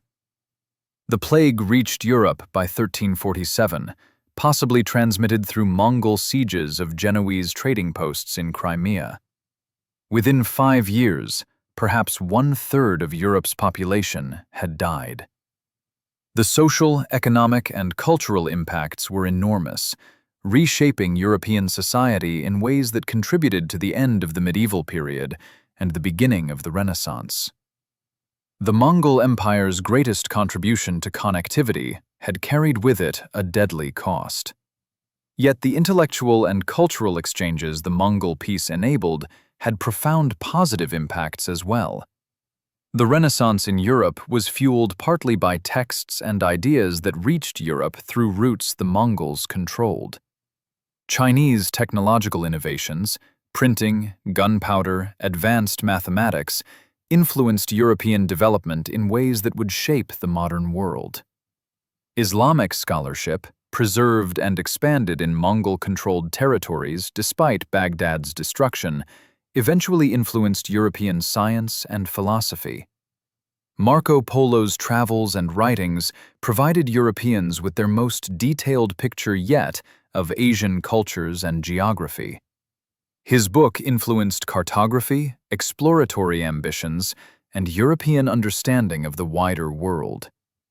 Christopher Columbus carried a copy of Marco Polo's writings when he sailed westward, seeking a sea route to the China that Polo had described. The age of European exploration was built partly on knowledge gained during the Mongol peace. By the late 13th century, it was possible for a person or good to travel from one end of Eurasia to another with relative security, passing through a network of administratively connected territories. This level of integration would not be matched again until the modern era. The Mongol Empire, despite its violent origins, had created the most interconnected world humanity had yet known. But this integration could not last. The empire was simply too large, too diverse, too dependent on the specific organizational systems that the Mongol leadership had created. And those systems were beginning to fracture. Chapter 10. The Eastern Campaigns. While Hulagu's forces were conquering Baghdad and campaigning in the Middle East, his brother Kublai was conducting equally consequential operations in China. The complete conquest of China would take decades, involve some of the largest military campaigns in medieval history, and culminate in Kublai Khan establishing a new Chinese dynasty, the Yuan. The Song dynasty, which controlled southern China, was perhaps the most sophisticated state the Mongols had yet faced. China's population was enormous, over 100 million people. The Song government was administratively advanced, with a professional bureaucracy, sophisticated taxation systems, and extensive fortifications. The economy was the most developed in the world, with advanced agriculture, thriving industries, and extensive internal trade networks. Militarily, the Song presented unique challenges. Much of their territory was defined by rivers, lakes, and rice paddies, terrain poorly suited to Mongol cavalry tactics. The Song possessed substantial naval forces, which the Mongols initially lacked, and Song cities were massively fortified with walls, moats, and defensive systems that had been refined over centuries. Kublai Khan, commanding the conquest, was perhaps the most culturally sophisticated of Genghis Khan's descendants. He had studied Chinese culture, employed Chinese advisors, and understood that China could not be ruled by traditional Mongol methods alone. To conquer and govern China, he would need to adopt certain Chinese practices while maintaining Mongol military effectiveness. The campaign that unfolded from the 1250s through the 1270s was a masterwork of strategic patience combined with tactical flexibility. Rather than attempting to overwhelm Song defenses with pure force, Kublai pursued a strategy of gradual encirclement and economic strangulation. The Mongols systematically captured territories surrounding the Song heartland, gradually tightening a noose. They learned naval warfare, constructing fleets with the help of Chinese shipwrights and sailors who had defected or been captured. They built on previous Mongol conquests. Northern China was already under Mongol control, as was much of what is now Vietnam to the south, creating strategic pressure from multiple directions.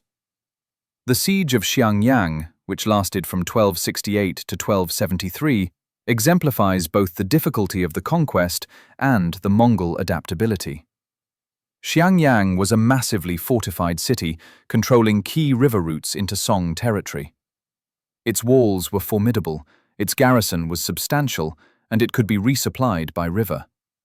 A conventional siege seemed impossible. The Mongols approached the problem systematically. They built fortifications surrounding the city, not merely to blockade it, but to create permanent siege works. They constructed their own fleet to control the rivers and prevent resupply. They even built a counter-city across the river from Xiangyang, establishing a permanent presence and making clear they would maintain the siege as long as necessary. Most innovatively, they brought in Muslim engineers from their Middle Eastern territories who constructed counterweight trebuchets, massive siege engines capable of throwing projectiles weighing hundreds of pounds with devastating accuracy. These weapons were significantly more powerful than anything previously seen in China. After 5 years of siege, Xiangyang's defenses were breached. The city surrendered in 1273, and the key defensive barrier protecting the Song heartland collapsed. The road to the Song capital was open. Over the next several years, Mongol forces advanced through Song territory with increasing momentum. Song armies, demoralized by Xiangyang's fall and increasingly undermined by internal political divisions, offered decreasing effective resistance. Major cities surrendered or fell in quick succession. By 1276, the Song capital of Hangzhou, perhaps the largest city in the world at that time, surrendered without a fight. The Song court fled south, attempting to continue resistance from temporary capitals, but Mongol forces pursued relentlessly. The final Song resistance collapsed in 1279 at the naval battle of Yamen, where the last Song fleet was destroyed. A Song official, carrying the young emperor, reportedly jumped into the sea rather than face capture, drowning them both. The Song dynasty was finished. China was unified under foreign rule for the first time in its history. Kublai Khan proclaimed the Yuan dynasty in 1271, even before the Song were completely defeated. He established his capital at Khanbalik, Beijing, and set about creating an administrative system that blended Mongol and Chinese elements. He adopted Chinese imperial rituals and forms while maintaining Mongol military organization. He employed Chinese bureaucrats, but reserved highest positions for Mongols, and other non-Chinese groups. This was a delicate balancing act. Kublai needed Chinese cooperation to govern such a vast, complex society, but he also needed to maintain Mongol military supremacy and prevent Chinese elites from simply absorbing his regime, as had happened to previous foreign conquerors of China. The resulting system was innovative, but also created tensions that would eventually undermine the dynasty. Kublai's reign represented the zenith of Mongol cultural achievement. His court was extraordinarily cosmopolitan, hosting scholars, artists, merchants, and diplomats from across Eurasia. Marco Polo was merely one of many foreigners who found opportunities in Yuan China. Persian astronomers worked at observatories. Tibetan Buddhist monks advised the Khan. Arab merchants dominated certain trade sectors. Chinese scholars, despite often resenting foreign rule, participated in government because the alternative was exclusion from power entirely. The Yuan government undertook massive infrastructure projects. The Grand Canal, which connected northern and southern China, was extended and improved, facilitating internal trade and tax collection. Roads were built or improved. Postal stations were established following the Yam model. Agricultural production was encouraged through tax policies and water management projects. Cultural production flourished in certain ways, even under foreign rule. Chinese drama and painting evolved in new directions. The Mongol preference for certain artistic styles influenced Chinese aesthetics. Persian and Central Asian artistic influences appeared in Chinese art.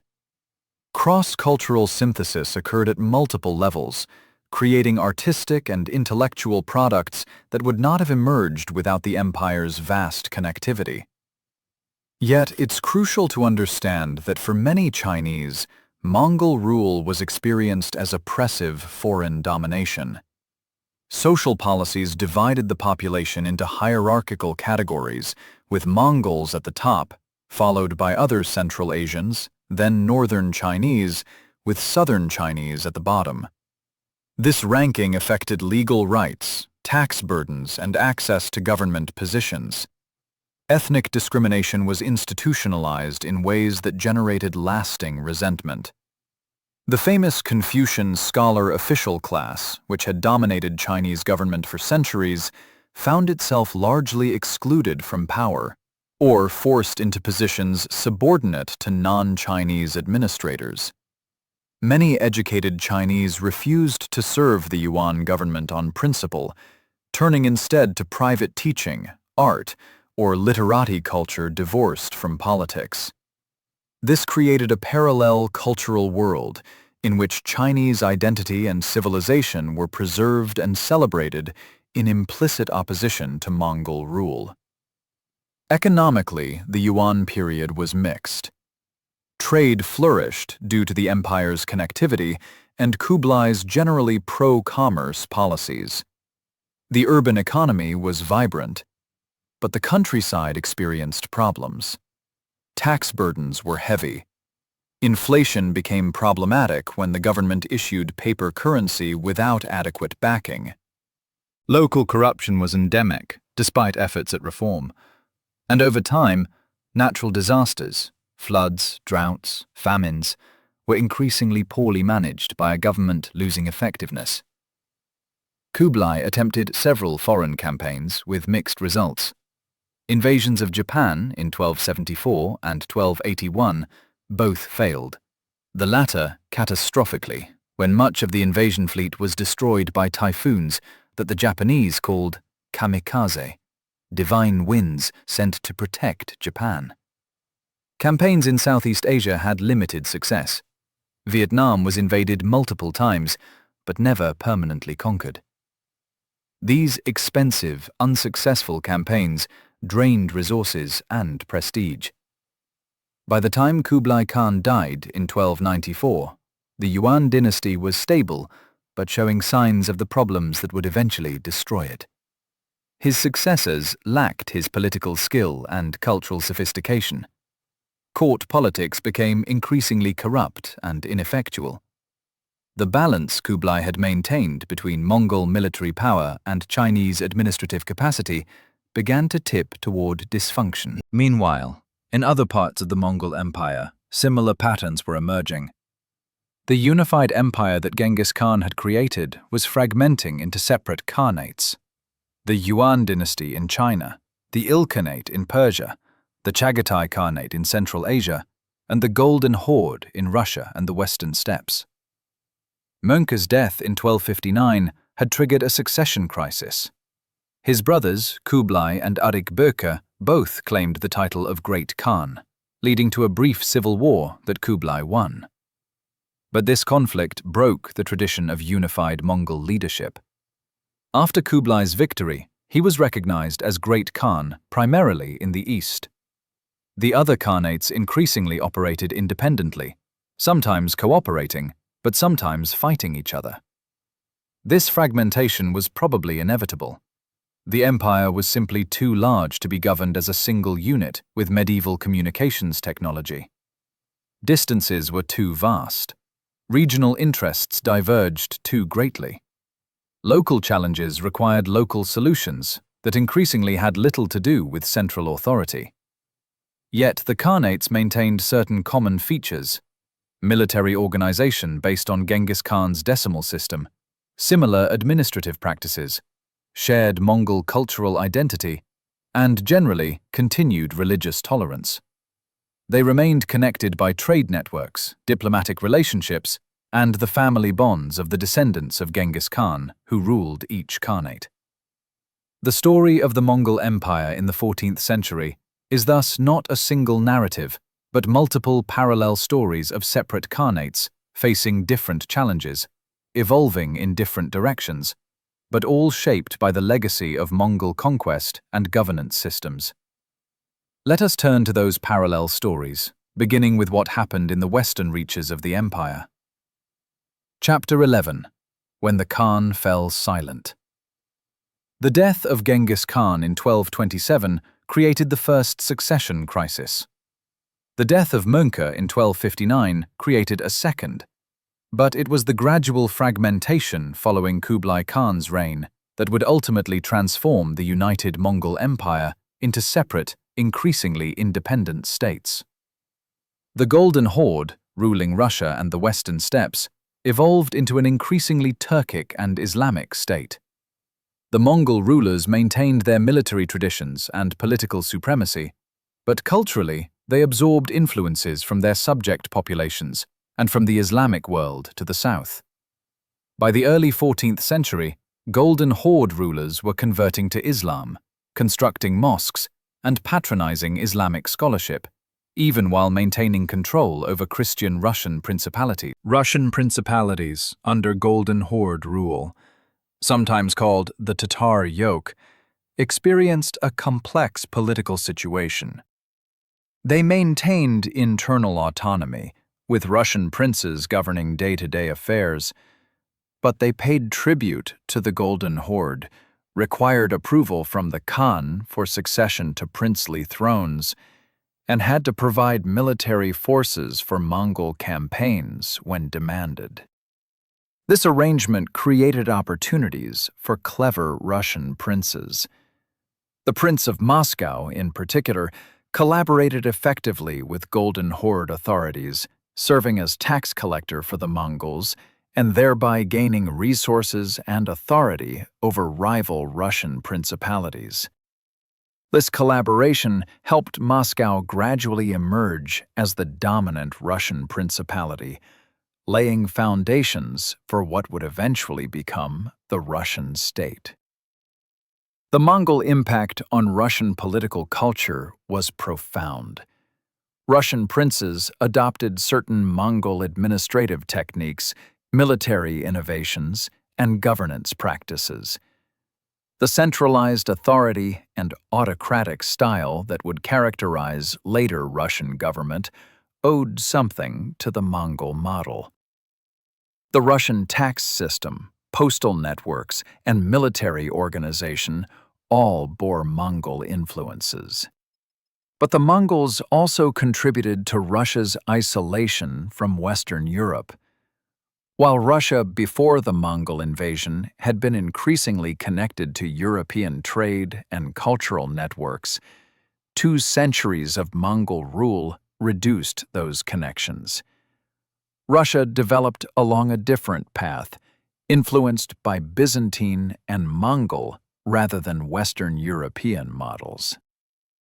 When Russia finally emerged from Mongol domination in the late 15th century, it had become culturally distinct from Western Europe in ways that persist to the present. The Ilkhanate in Persia followed a different trajectory. Initially ruled by pagan Mongols with significant Christian influence, the Ilkhanate converted to Islam in the late 13th century. This conversion transformed regional dynamics.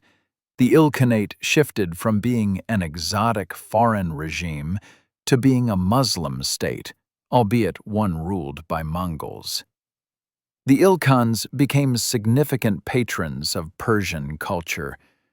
They commissioned histories, including Rashid al-Din's monumental Jami al-Tawarikh, the Compendium of Chronicles, which attempted to write a universal history of the entire known world, incorporating Mongol, Chinese, Islamic, and European historical traditions. This text is one of the most important sources for Mongol history and represents the kind of cultural synthesis that occurred under Mongol rule. Persian art and miniature painting flourished under Ilkhanate patronage, developing distinctive styles that blended Persian, Chinese, and Central Asian influences. Persian literature continued its golden age. Persian remained the administrative language of the region. In many ways, the Ilkhanate preserved and supported Persian culture even while exercising political and military control. But the Ilkhanate faced persistent challenges. Wars with the Mamluk Sultanate in Egypt drained resources without achieving decisive victory. Internal succession disputes created instability. Economic problems mounted as the initial wealth from conquest was exhausted, and sustainable revenue systems proved difficult to maintain. Natural disasters, particularly a series of droughts and famines in the early 14th century, stressed the society severely. By the 1330s, the Ilkhanate was fragmenting. Various successors claimed authority, but none could maintain control over the entire realm. By the 1350s, the Ilkhanate had effectively collapsed into multiple competing regional powers. The Mongol dynasty ended, though Mongol influence on the region's culture, administration, and military practices persisted for generations. The Chagatai Khanate in Central Asia experienced similar instability. Nominally ruling territories in what is now Kazakhstan, Uzbekistan, Kyrgyzstan, and parts of western China and Afghanistan, the Chagatai Khanate was torn between nomadic Mongol traditions and the sedentary Islamic civilization of the cities they ruled. Some Chagatai rulers embraced Islam and urban culture, while others maintained nomadic steppe traditions and resisted Islamization. This cultural divide created persistent political tensions. The Khanate repeatedly fragmented and was reunified, never achieving the stability that characterized more culturally coherent regions. Ironically, it was from the Chagatai Khanate's territories that the last great Mongol conqueror would emerge. Timur, known in the West as Tamerlane, rose to power in the 1370s, claiming descent from Genghis Khan, though the claim was dubious. Timur led campaigns of conquest across Central Asia, Persia, India, and parts of the Middle East, creating a vast empire in the late 14th and early 15th centuries. Timur's conquests were as brutal as Genghis Khan's, complete with mass killings and cities destroyed. But culturally, Timur's empire was quite different. It was self-consciously Islamic, patronized Persian and Islamic culture extensively, and its capital at Samarkand became one of the great cultural centers of the Islamic world. Timur saw himself as restoring the Mongol Empire. But his empire was more a synthesis of Mongol military traditions with Islamic civilization than a revival of the original steppe empire.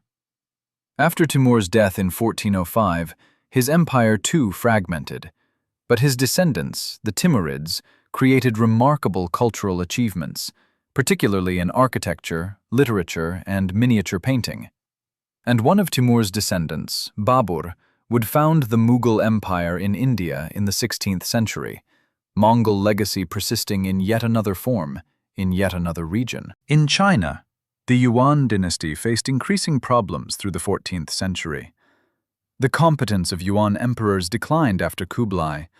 Court politics became dysfunctional, dominated by competing factions and increasingly corrupt officials. The government's ability to manage large infrastructure projects, respond to natural disasters, and maintain order degraded significantly. Massive flooding of the Yellow River in the 1340s devastated agriculture in northern China, leading to famine, population displacement, and social breakdown. The government's response was inadequate, undermining what legitimacy it retained.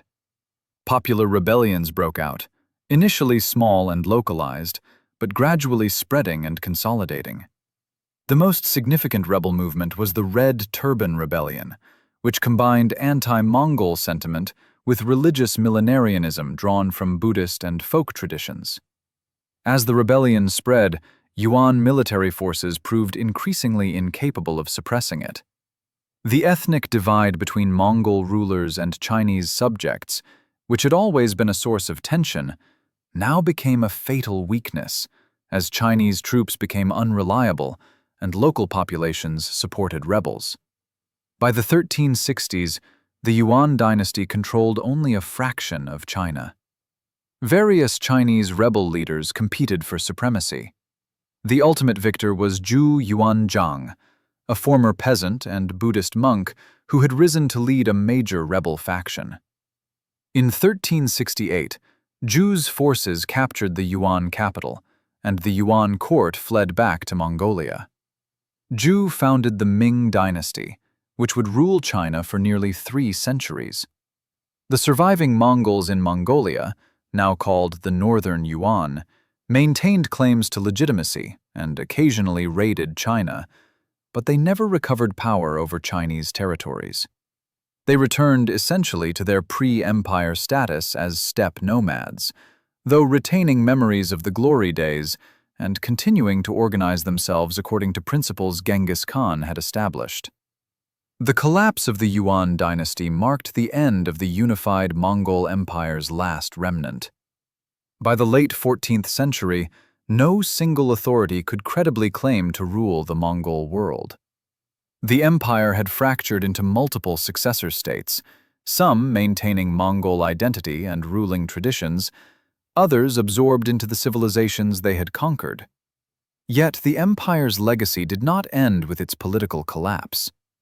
The networks it had created, the knowledge it had spread, the technologies it had disseminated, the precedents it had set, all continued to influence Eurasian history long after the last Mongol Khan lost his throne. Trade routes established under the Pax Mongolica continued to function, even as political control fragmented. Merchants, scholars, and travelers continued to move across Eurasia, following paths that the Mongol Empire had secured. The awareness of distant lands and cultures that the empire had created could not be erased. Technologies that had spread during the Mongol period, gunpowder weapons, printing, advanced maritime navigation, various agricultural and industrial techniques, continued to diffuse and develop. The military innovations the Mongols had pioneered influenced warfare across Eurasia for centuries. Their administrative techniques shaped governance in regions from Russia to China, and the memory of the empire itself became a powerful legacy. Successor states claimed descent from Genghis Khan to legitimize their rule. The name Mongol, or Mughal, carried prestige and authority. Chronicles and histories recorded the conquests, ensuring that Genghis Khan and his successors would be remembered, feared, admired, or reviled, but never forgotten. The question remains, what do we make of this legacy? How do we assess an empire that caused such suffering, yet also created such connectivity? Let us turn finally to reflection on the Mongol Empire's place in history and its meaning for the present. Chapter 12. The Golden Horde's Long Shadow. In the Russian lands, Mongol rule persisted longest, and its effects ran deepest. The Golden Horde, even as it fragmented in the late 14th and 15th centuries, maintained tributary authority over Russian principalities well into the 1400s. Moscow's rise to dominance among Russian cities occurred partly through collaboration with Mongol authorities, collecting tribute on their behalf and thereby accumulating wealth and power. The final break came gradually. The Great Stand on the Ugra River in 1480, when Russian and Mongol Tatar forces faced each other across the river but neither attacked, is often considered the symbolic end of the Tatar yoke. The Mongol army withdrew. Moscow's Grand Prince Ivan III ceased paying tribute. Russian independence was effectively achieved without a climactic battle. The Mongol system simply eroded until it no longer functioned. But even after formal independence, Mongol legacy persisted in Russian culture and politics. The Russian word for money, dengi, derives from Mongol tenge. The Russian postal system was based on the Mongol yam. Military tactics and organization reflected Mongol influences. The centralized autocratic governance style that characterized Muscovite and later Imperial Russia owed something to the Mongol model of strong central authority with limited local autonomy. Some historians argue that the Mongol period fundamentally shaped Russian distinctiveness from Western Europe, creating a more autocratic political culture, disrupting the development of feudal institutions similar to Western Europe's, and isolating Russia from Renaissance and Reformation movements. This interpretation remains debated, but there's little doubt that 2.5 centuries of Mongol domination influenced Russian development in profound ways. The successor states to the Golden Horde, the Kazan Khanate, Crimean Khanate, Astrakhan Khanate, and others, persisted for decades or even centuries after the Golden Horde's collapse. These Tatar states maintained Mongol-derived political systems, Islamic faith, and Turkic-Mongol cultural synthesis. Their eventual conquest by Russia in the 16th and 17th centuries represented Russia's expansion and the final ending of Mongol political power in the region. In Persia and the Middle East, the Ilkhanate's collapse left a complex legacy. The Mongol destruction of Baghdad and the Abbasid Caliphate had ended the political unity of the Islamic world in any practical sense. The subsequent development of multiple independent Islamic states, Ottoman, Safavid, Mughal, and others, reflected a pluralistic Islamic world rather than the unified caliphate that had existed before Mongol conquests. Some scholars argue this political fragmentation had beneficial effects, allowing diverse forms of Islamic civilization to develop independently, creating cultural and intellectual diversity that enriched Islamic societies. Others see it as a permanent loss of unity and strength. Either way, the Mongol impact was profound and irreversible. Persian culture emerged from the Mongol period revitalized in certain ways. The patronage that Ilkhanate rulers had provided to Persian literature, art, and scholarship helped sustain Persian cultural identity through a period of foreign rule. When Persian-speaking states emerged in the post-Mongol period, particularly the Safavid Empire in Iran, they built on foundations that had been maintained and even strengthened during Mongol rule. The Safavid Empire, established in the early 16th century, would make Twelver Shi'ism the state religion of Iran, creating the distinctive Iranian Islamic identity that persists today. This development occurred centuries after Mongol rule ended, but in a region whose political and cultural landscape had been fundamentally reshaped by the Mongol conquests. In Central Asia, the collapse of Mongol authority led to a period of fragmentation and conflict, but eventually to the emergence of the Timurid cultural synthesis and later Central Asian Khanates. Cities like Samarkand and Bukhara became great centers of Islamic learning and culture, patronized by rulers who claimed descent from, or connection to, Genghis Khan, even while embracing Islam and Persian culture. The Mughal Empire in India, founded by Babur in 1526, explicitly identified itself as Mongol. Mughal is the Persian pronunciation of Mongol. Mughal rulers claimed descent from both Timur and Genghis Khan. Yet the Mughal Empire was culturally a synthesis of Turco-Mongol, Persian, and Indian elements, creating one of history's most sophisticated and culturally rich imperial systems. Under rulers like Akbar the Great in the late 16th century, the Mughal Empire developed systems of religious tolerance, administrative efficiency, and cultural patronage that created a golden age of Indo-Islamic civilization.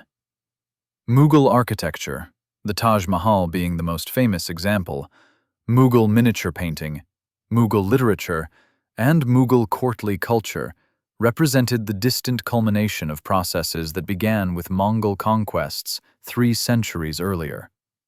Even the British colonization of India engaged with Mughal legacy. The British initially established their power through treaties with declining Mughal authorities, and British administrative systems in India built partly on Mughal precedents. Thus, Mongol legacy, transmitted through the Mughal Empire, influenced even European imperialism in Asia. In China, the Ming dynasty that expelled the Mongols defined itself partly through rejection of Mongol rule. Ming propaganda emphasized the restoration of native Chinese government after foreign domination.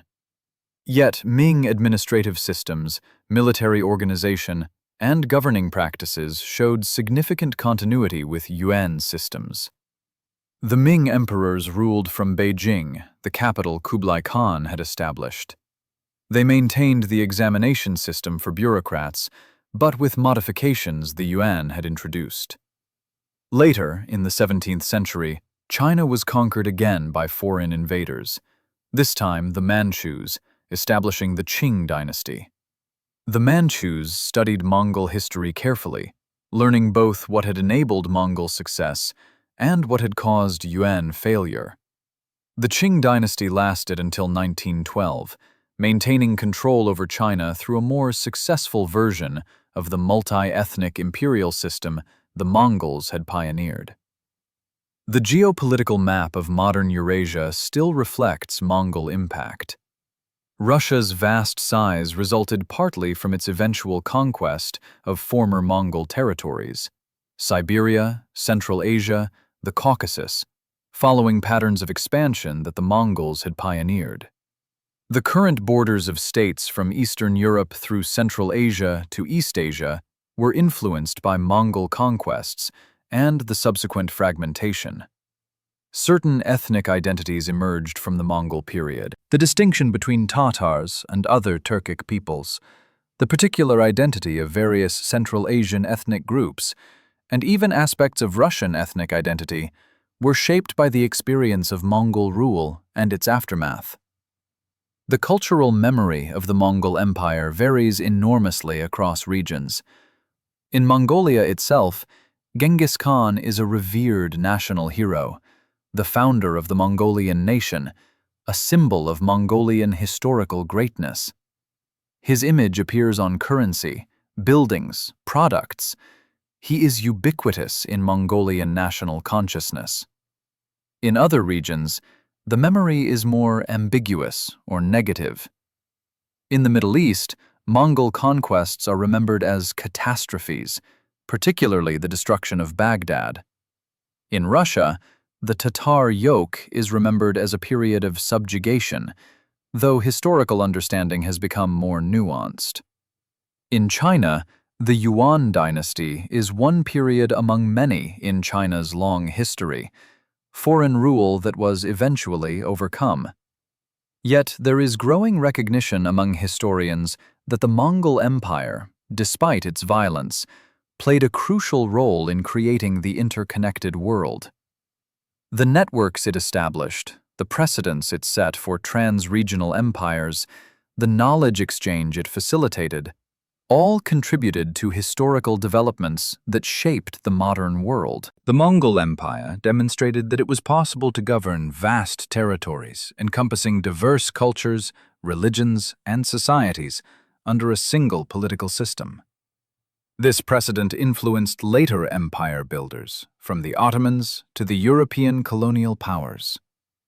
The techniques of administration across vast distances, integration of diverse populations, and maintenance of trade networks pioneered or perfected by the Mongols became part of the toolkit of later imperial systems. The religious tolerance that characterized Mongol rule, despite their military brutality, set precedents for multi-religious empires.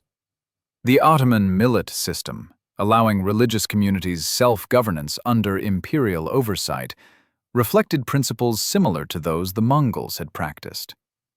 Modern concepts of religious freedom and secular governance have complex genealogies, but Mongol precedent is part of that history.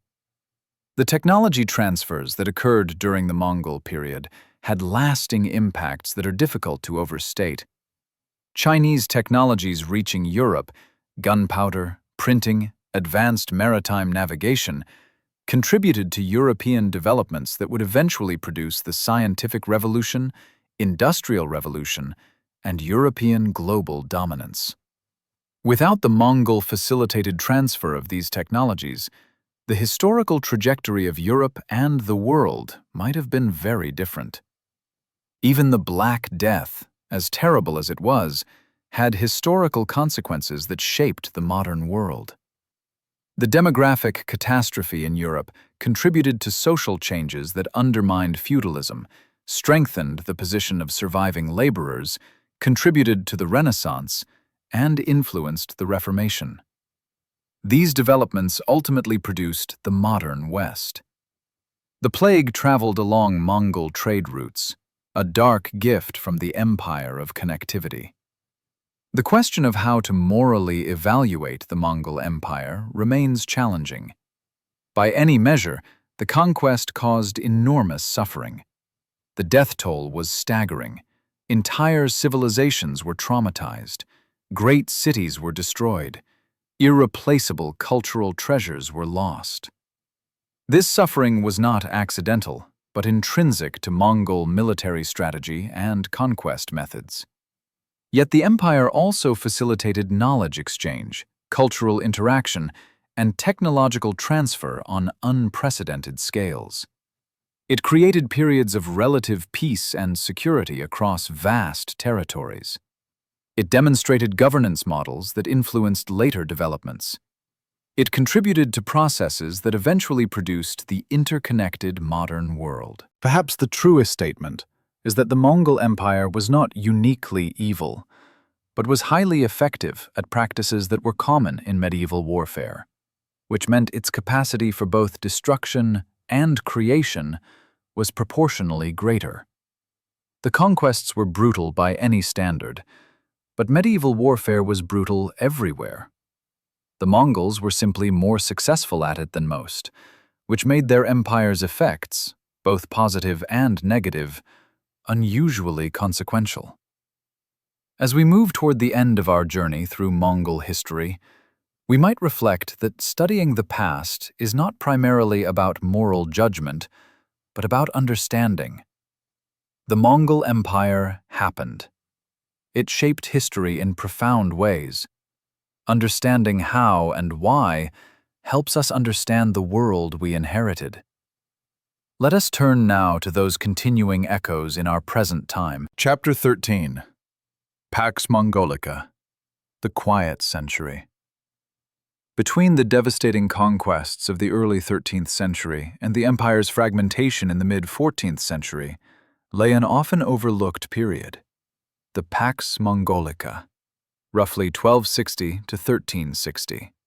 This Mongol peace represented a unique moment in pre-modern history, when travel and trade across Eurasia were safer and more extensive than at any previous time. Imagine being a merchant in 1300.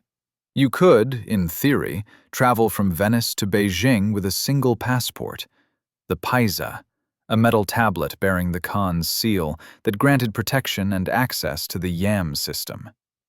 Along the entire route, you would pass through territories all ultimately under Mongol authority or protection. Bandits were suppressed ruthlessly. Local conflicts that might disrupt trade were minimized. Way stations provided regular rest points. The entire journey, while still arduous and dangerous by modern standards, was far safer than it had been a century earlier, when the same route would have crossed dozens of independent states, any of which might have hostile, unpredictable authorities. This security enabled unprecedented trade flows. Silk, spices, gems, and precious metals flowed westward from China and India. Gold, silver, furs, and manufactured goods flowed eastward from Europe and the Middle East. The volume of transcontinental trade reached levels that would not be matched again until the early modern period, when European maritime routes provided an alternative to overland Silk Road travel. The merchant communities that conducted this trade became truly cosmopolitan. In Tabriz, the great commercial center in Persia, merchants from China, Central Asia, India, the Middle East, and Europe all maintained permanent establishments. Multiple languages were spoken. Multiple currencies were accepted. Commercial practices from different traditions were synthesized into functional hybrid systems. The Mongols actively encouraged this trade through policy. Taxes on merchants were generally reasonable. The Mongols understood that excessive taxation would simply reduce trade volumes and thereby reduce revenue. Merchants received special legal protections. Commercial disputes were adjudicated quickly and fairly by standards of the time. The yam system, while primarily for official use, also facilitated merchant travel. This commercial integration facilitated intellectual and cultural exchange. Along with material goods, traveled ideas, technologies, artistic styles, and knowledge. Buddhist monks traveled from Tibet to Mongolia. Muslim scholars journeyed from Persia to China. European craftsmen found employment in Mongol courts. This circulation of skilled, educated people created opportunities for knowledge exchange that transformed multiple civilizations. The Chinese innovations that reached Europe during this period would prove world-historically significant. Block printing technology, which had existed in China for centuries, reached Europe in the 13th and 14th centuries, contributing to the eventual development of movable-type printing in Europe in the 15th century. Gunpowder knowledge, originating in China, reached the Islamic world and Europe via Mongol intermediation. Navigational technologies, including more sophisticated compass use, followed similar routes. In the opposite direction, Middle Eastern and European mathematical and scientific knowledge reached China. Islamic astronomy, which had preserved and extended Greek astronomical knowledge, influenced Chinese astronomical traditions. European artistic techniques, particularly in religious art, influenced Yuan dynasty painting. The exchange was genuinely bidirectional, not simply China as source and Europe as recipient. Medical knowledge circulated extensively. Chinese medical texts were translated into Persian. Islamic medical knowledge reached China. Mongol rulers, concerned about their own health and that of their families, actively patronized physicians from multiple traditions. The resulting exchange improved medical knowledge across Eurasia, even if the effects were gradual and difficult to measure precisely. Agricultural knowledge also traveled. Chinese agricultural techniques reached westward, improving productivity in regions that adopted them. Crops were introduced to new regions. Persian varieties reached China. Central Asian crops spread to new areas. While these developments were incremental, Over time, they contributed to agricultural productivity improvements that supported population growth and economic development. The Pax Mongolica also enabled unprecedented diplomatic and political information exchange. Mongol courts received embassies from across the known world. European missions, particularly from the papacy, reached Mongolia, seeking alliances or attempting to convert Mongol rulers to Christianity. Islamic envoys came from various sultanates. Chinese diplomatic practice influenced Mongol protocols, which in turn influenced practices in other parts of the empire. This diplomatic activity created a level of political knowledge about distant regions that had not previously existed.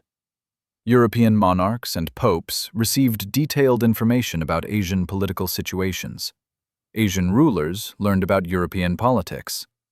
This knowledge influenced strategic calculations and diplomatic decisions across Eurasia.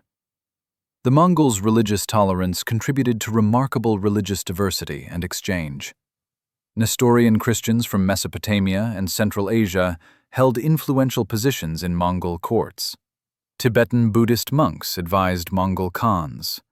Muslim scholars and administrators were employed throughout the empire. European Christian missionaries reached as far as China. This religious diversity, while sometimes creating tensions, generally functioned because the Mongols' pragmatic governance style prioritized stability and productivity over religious uniformity. Religious debates occurred across traditions in ways that would have been impossible in more religiously homogeneous regions. Buddhist and Christian doctrines were compared.